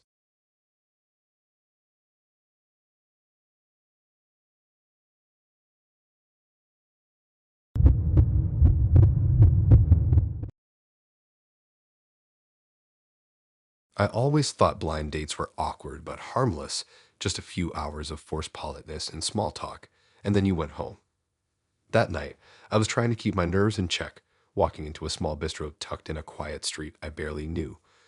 The lights were soft, orange, and flickering, giving the place this cozy, almost cinematic feel. The smell of garlic and roasted chicken hit me first, warm and inviting, and I figured I might survive the night without embarrassment or trauma. She was already there when I arrived, sitting at a corner table, arms crossed over her chest, smiling at the floor as if the world were a joke she knew too well. I noticed her eyes immediately, not just because they were unusually dark, but because she wasn't blinking. Not once. I thought maybe she had a contact problem or was just staring at the table in concentration. I tried to ignore it, chalked it up to nerves or some weird habit, and we started talking. At first, everything seemed normal. I laughed at her jokes, she smiled at mine. But there was this growing tension I couldn't put my finger on, like the air in the restaurant had grown thicker around us. I watched her hands, her posture, how she held her fork like a ritual, and still the blinking, or lack of it, gnawed at me. It felt unnatural. Then she asked me something about my childhood, a simple question about where I grew up, and I noticed it for the first time in full. She still hadn't blinked. I blinked once, twice, just to make sure I wasn't imagining it. Nothing. No blink. Her eyes stayed fixed, rigid, unyielding. I realized my own pulse had quickened, not from attraction or nerves, but from something colder, something wrong. I pointed it out. My finger went halfway to my own eyes, and I motioned, careful, trying to not sound accusatory. That's when it started. Her eyelids fluttered, a rapid, frantic motion that was almost mechanical. Not a normal blink. Rapid, staccato movements like someone trying to force a door closed with a key that didn't fit. It sounded subtle, the slight swish of lids moving too fast, but I could feel it through the tension in the air. I stopped breathing without realizing it. The flickering blink escalated, and soon the white of her eyes began to smear, tiny red lines cutting across the surface. My stomach turned over. I watched, frozen, as the blood began to pool around the edges of her eyes, dripping down her cheeks in slow, impossible trails. Her rapid blinking continued, like some kind of twisted metronome, the speed increasing with each second until it was almost a vibration of terror I could feel through the table. No one else in the restaurant reacted. The waiters moved around us, normal, calm, completely detached from what was happening at our table. The soft murmur of other diners' conversations continued, and I realized with a creeping horror that maybe they couldn't see it. Maybe they weren't meant to see it. I wanted to get up, to run, to smash my hands against the table and demand she stop, but my body felt frozen in place. Part of me was screaming. Part of me was stuck, paralyzed by disbelief. Her skin glistened, her hair damp with sweat, and her eyes were nothing I had ever seen before. The darkness of her irises was punctured by red rivers, and still her expression was calm, almost proud. Time stretched. Seconds felt like hours. I could hear my own heartbeat pounding in my ears, the blood rushing in my head like it wanted to escape. I tried to look away anywhere, but my eyes kept snapping back to her. I couldn't explain why, but the compulsion was overwhelming.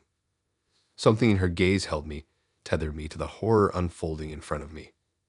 Then she stopped, just like that mid-blink, mid-scream of my mind. Her eyelids froze again, the red glistening still there, and she stared at me with the same unnerving intensity she had when I first noticed her. The restaurant lights flickered, just slightly, and for the first time I noticed that every shadow around her seemed normal except the one stretching from her, jagged and irregular. It didn't match her shape. Not really. Not fully. I tried to speak, to call for help, but no words formed. My throat tightened, dry and constricted. Every instinct screamed that this was wrong, that she wasn't human, or that she wasn't real in the way I understood reality. I reached for my phone on the table, thinking maybe capturing it on video would anchor me, would prove to someone later that I hadn't gone insane. But the screen was black, unresponsive.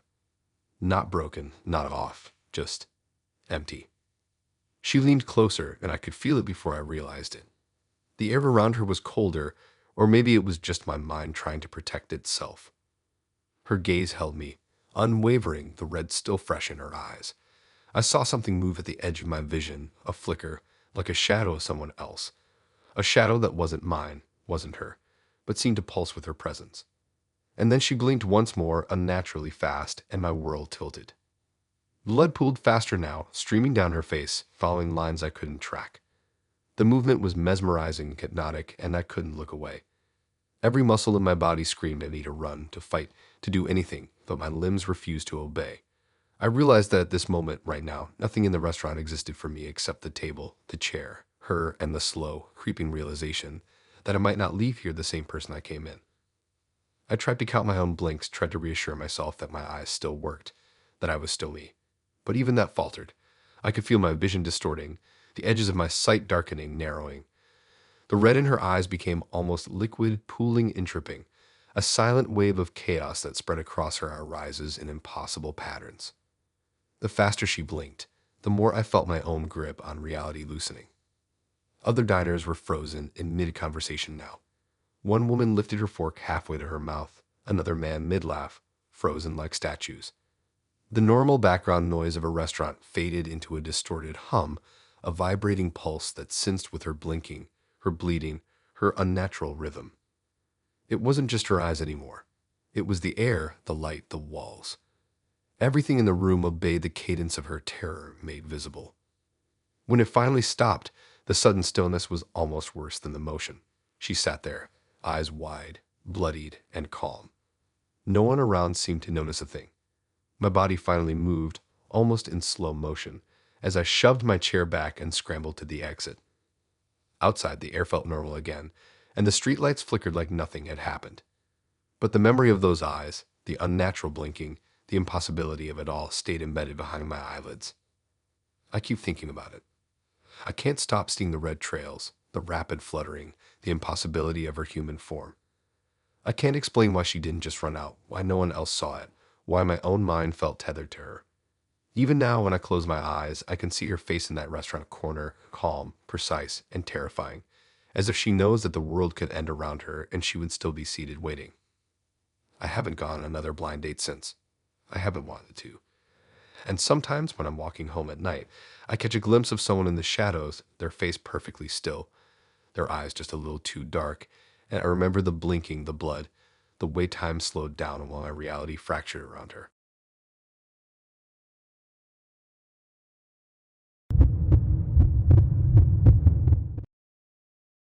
I'd never thought a blind date could turn into the kind of nightmare that sticks with you, the kind you replay in every quiet moment and can't shake. That night, I was feeling a mix of excitement and dread walking into a dimly lit Italian place tucked between a laundromat and a late-night bookstore. It was the kind of spot that looked cozy and safe from the outside, but as soon as I stepped in, I had this weird feeling, like the air itself was heavier than it should be. The walls were lined with paintings of old city streets, the kind of paintings that feel like they're watching you back. She was already there when I arrived, sitting at a table near the back, small and unassuming at first glance, but her eyes had this intensity that caught me off guard. I thought that maybe nerves made her seem bigger, more serious. She smiled when I came over, and that was normal enough. We sat down, ordered drinks, and the chatter started. Just normal small talk, the way you expect it to.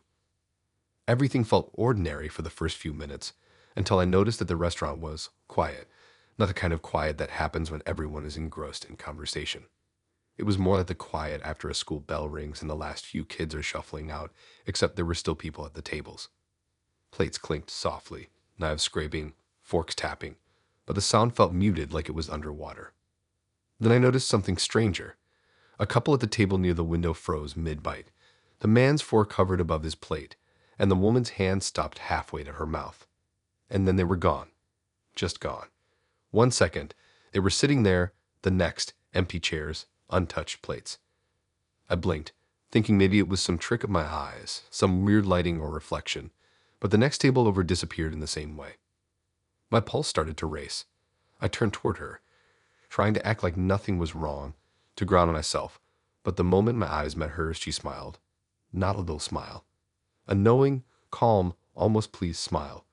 She leaned slightly closer and said, in a soft, deliberate voice that I could hear clearly over the silent, empty restaurant, "Don't worry, it's almost your turn." I felt the blood drain from my face. My stomach lurched, and I had to force myself to stay seated. All around us, the restaurant was empty now, or maybe not empty. Tables sat with plates of half-eaten food, but the diners themselves had vanished mid-meal, leaving nothing behind but the faint smell of garlic and roasted meat. The staff moved around the space, doing the usual things, setting napkins, wiping tables, smiling politely, but they didn't react to the empty chairs or the missing people. It was like nothing had changed at all except for me. I tried to laugh it off, tried to convince myself that I was imagining things, that maybe I had walked into some bizarre immersive theater or a prank, but my instinct screamed at me that this wasn't a show. My hands shook as I reached for my glass, pretending to sip water just to give myself something to do. She watched me closely, like she could see every tiny flicker of panic under my skin. I looked around again, trying to find someone, anyone, who could explain it. The bartender was polishing glasses behind the counter, smiling, completely oblivious. A waiter passed by, placing a new plate on a table that, to me, seemed like it should have been empty. He didn't even glance at the chairs. That's when I realized that I was the only one who could see the difference. The only one who noticed the missing diners. I wanted to stand to run, but my legs felt heavy, as if gravity had doubled around me. My hands gripped the edge of the table. I could hear the faint hum of the lights overhead, the occasional scrape of a chair in some distant corner of the room that my eyes refused to locate. And through all of it, she sat there calmly, still smiling, still watching, like she had been expecting this moment. The thought hit me. Maybe it wasn't random. Maybe the emptying of the restaurant, the vanishing of all those people, was deliberate. That what I was experiencing was part of some pattern, some cruel ritual that I had unknowingly walked into. And the words she said, "Don't worry, it's almost your turn," were the proof. I tried to ask a question, to get any kind of explanation, but my voice wouldn't form. My throat felt tight, dry like swallowing glass. She tilted her head slightly, still smiling, and I felt my entire body tense. The air between us thickened, charged, like the moment before a storm breaks. I wanted to bolt, to fling myself toward the door, but I couldn't. It was like the room had absorbed me, rooting me to the table. I tried to look out the windows to see the street outside, to ground myself in something real. But the view was wrong. The streetlights flickered in impossible patterns. The pedestrians walking by outside moved in jerky, unnatural motions, almost as if they were puppets on strings. The more I looked, the more I felt trapped, like the restaurant had expanded around me in impossible ways, stretching the space into something endless, something I couldn't escape. She leaned closer again, so close that I could see the faint lines in her skin, the color in her eyes, the small, careful movements of her fingers resting on the table. The smile never left her face, and the calmness in her gaze made me feel sick. I realized that this wasn't about the people who had vanished before me. It was about me. I was next. She had been waiting for me to arrive, for me to sit down and notice, and now she was preparing for whatever was coming. My thoughts raced. How had I missed it? How had I not seen the pattern? Every vanishing, every frozen diner, the unblinking calm of the staff, the emptiness that wasn't really empty, it all pointed to the same thing. I had walked into some kind of trap, and she was the key, the guide, the orchestrator. My survival depended on understanding what was happening, but the more I tried to piece it together, the more the room seemed to resist. The restaurant started to feel colder, though the lights and heaters didn't change. My hands shook uncontrollably now, and I gripped the table so hard my knuckles ached. I could feel my heart thundering in my chest, trying to escape, trying to warn me, but I was trapped.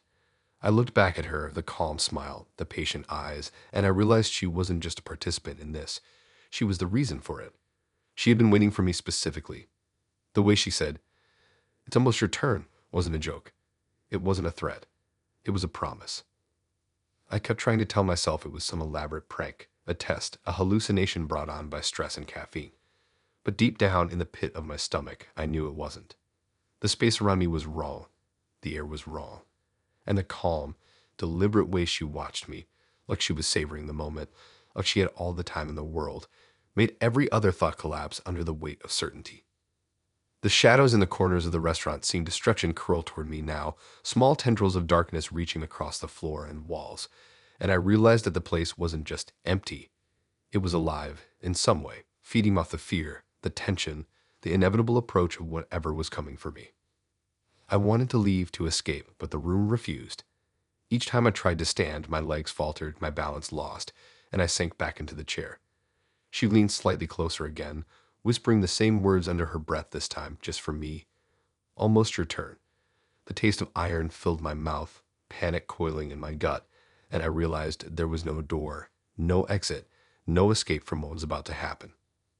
The last thing I remember is her smile, unwavering, patient, confident, as if she had all the time in the world to wait for me to understand what was real. And then the restaurant seemed to inhale, the lights dimming slightly, and I felt myself being pulled into the same emptiness that had claimed everyone else.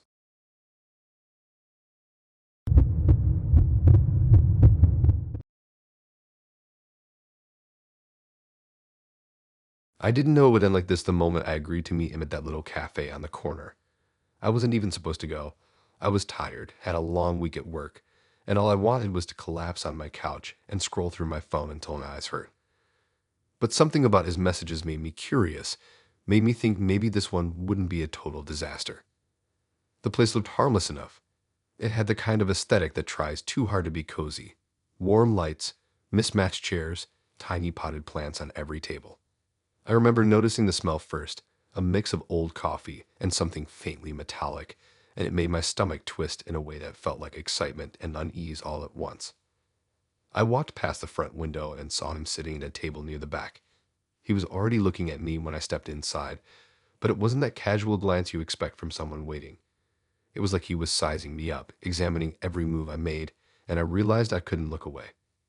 I sat down, and the initial conversation started normally enough.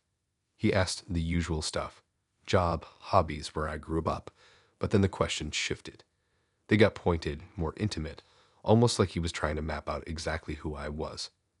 It wasn't flirty, it wasn't cute. It felt probing, like he was studying me under a microscope. I laughed nervously, tried to brush it off, but he kept leaning in the way someone does when they know something you don't. Then he asked if I believed in soulmates. The words hit me in a way that made my stomach drop, because it felt like he wasn't just asking. It was a question loaded with intention, something that wasn't casual, something that would shape what happened next. I didn't answer at first because I didn't know how to. Before I could even think of words, he reached into his bag, slow and deliberate, and pulled out a small box. The box looked ordinary at first, like a jewelry case or a keepsake container, but when he opened it, my stomach lurched. Inside were IDs and photographs. The IDs looked real, the kind you get from government agencies, all laminated and official. The photographs showed people, dozens of them, and they were all eerily familiar. They weren't strangers. They looked like me. Same hair, same face shape, same eyes, same little scar on my chin that I thought no one noticed. I tried to laugh it off, thinking maybe it was some kind of weird art project, some twisted way to freak people out for fun. The way he watched me made it clear this was no joke. He was calm, unnervingly calm, like he had done this 100 times before and was just waiting for me to understand. I picked up one of the IDs, my hands shaking. It wasn't mine exactly, different names, different birthdays, but the face staring back at me was mine. And then I saw it, dates on some of them. Dates of birth, dates of death. Some of the faces were too old, some looked terrified, some looked like they had been smiling right before everything ended. And they all had the same eyes, the same exact eyes. I set it down quickly, trying not to panic, trying not to let him see how shaken I was. But he leaned closer, and I felt my throat dry up. He said something, soft and slow, like he was explaining it for the first time, like he was proud of it. I couldn't make out the words exactly, but it didn't matter. The point was clear. This was a collection, a library of people he had targeted, people he had chosen carefully, and I realized that I was next. My mind raced. I couldn't breathe. I tried to think rationally, to tell myself there was a simple explanation, some trick of coincidence, but there wasn't. The IDs, the photographs, the deliberate way he had pulled out the box and shown me, it all screamed the truth. He had been collecting me in some sense before I even met him, tracing back through people who looked like me, mapping out some kind of pattern, some sequence that made me the inevitable next step. I wanted to leave, to run, to throw the box across the room, anything, but my body wouldn't cooperate. It was like my muscles were locked in place by the weight of what I had just realized. I kept thinking about all the people in those photos, about their faces, some of them smiling, some of them terrified, all of them eerily familiar. And the most terrifying thing was that I could see myself in every single one in 1,000 different ways. He started flipping through the photographs slowly, deliberately, one by one. Each face seemed to stare at me with recognition, like they were trying to warn me, like they were trapped in the same moment I was about to be trapped in. I could feel my hands trembling, my breath shallow, and every instinct screamed at me to get out. But the box, the collection, the way he looked at me made it impossible. I was frozen, both in fear and fascination. I tried to reason with myself. Maybe it wasn't real. Maybe it was some kind of hallucination brought on by stress and bad coffee. But then I noticed the small details I couldn't unsee. The ID numbers were real. The photos had creases and smudges, the dates aligned in a way that made my stomach churn. This wasn't a prank. It wasn't coincidence. This was methodical, precise, and horrifying. I tried to stand, my chair scraping against the floor, but he didn't react. He just kept flipping through the box, calm, collected, almost happy. And that's when it hit me. He wasn't doing this for shock value. He wasn't playing a game. This was obsession. This was planning. This was a person who had studied me, studied people like me, and curated a collection that was centuries deep in his own mind, waiting for the exact moment when I would be the next piece. I could feel the blood draining from my face. My heart pounded in my ears, my hands cold and sweaty. The cafe around us felt unreal, like the lights were dimmer, like the walls had closed in just a little. The air smelled metallic now, like the first taste of iron in your mouth when panic hits. I wanted to scream, to run, but I knew it wouldn't matter. Even if I got out, even if I somehow escaped, he had already done what mattered. He had claimed me in his mind, documented me in his collection, and now nothing would ever be the same. He closed the box slowly, sliding it back into his bag as if it were nothing, like it hadn't just revealed the horrifying truth. He smiled, calm and satisfied, like everything was normal. But I knew it wasn't normal. Nothing could ever be normal again after seeing that box, after seeing what he had done and what he had planned for me. I realized then that the blind date had never been a chance encounter. It was a selection, and I had been chosen. I got up, pretending to stretch, trying to mask my panic, and I made my way to the door. The street outside looked ordinary, the city lights familiar, but I couldn't shake the feeling that something had changed inside me, like a part of my identity had been cataloged, marked, and watched. I kept thinking about the people in those photographs, wondering if they had ever known what was coming, if they had ever tried to fight it. The memory of his calm, deliberate smile, the box of faces, the IDs, the dates, it stays with me. Every time I pass a mirror, I check to make sure it's still me staring back. Every time my phone buzzes, I jump, imagining it's him, tracking, documenting. The world looks the same, but I know it isn't. Because once someone has curated you in a box, once they've seen you as a pattern, nothing is ever ordinary again.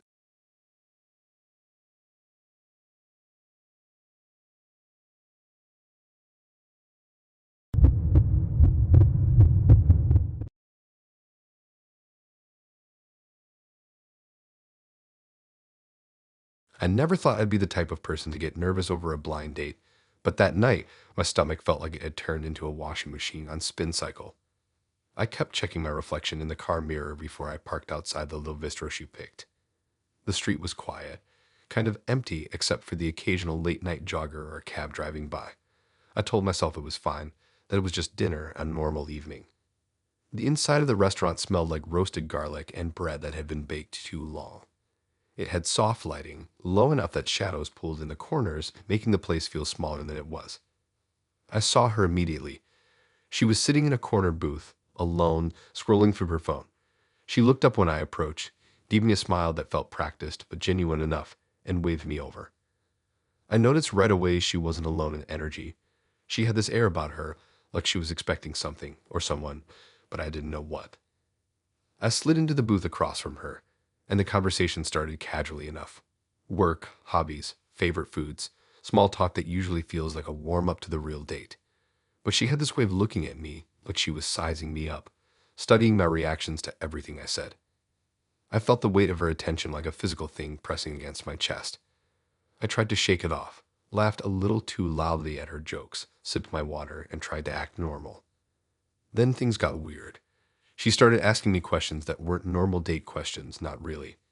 Hypotheticals at first. What I would do in a storm, if I could choose a place to disappear for a week, if I'd noticed someone following me. The questions kept getting stranger, more specific. She leaned forward slightly, and I could feel the curiosity in her eyes, sharp and deliberate.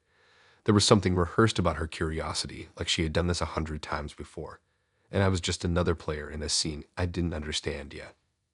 Dinner came and went. I remember hardly tasting my food. My mind kept catching on little oddities. Her hands were steady, her expression calm, but she kept glancing at the door, like she was checking the time or checking for someone else. When she laughed, it was delayed slightly, like she was responding to something I hadn't even said. I tried to focus on the conversation, tried to act like everything was fine, but a gnawing feeling in my chest told me it wasn't. By the time dessert arrived, I noticed something about her posture. She seemed satisfied, like she had achieved something I wasn't aware of. The questions she asked earlier now made sense in a twisted, horrifying way. I felt like I was a character in a play, and she was the director making sure I hit all my marks. When the night ended, she said something that froze me. She thanked me for playing my part. I laughed nervously, unsure what that meant, but the way she said it was deliberate, like a closing line in a script. I stood, feeling exhausted and lightheaded, and walked toward the exit. I didn't even know why my legs felt heavy. The air outside was crisp, the kind of night where the cold bites your cheeks, and I took a deep breath, thinking maybe I had overreacted. Then I saw it. Another man walking in, almost casually, smiling at her as she looked up. My blood ran cold. He was identical to me.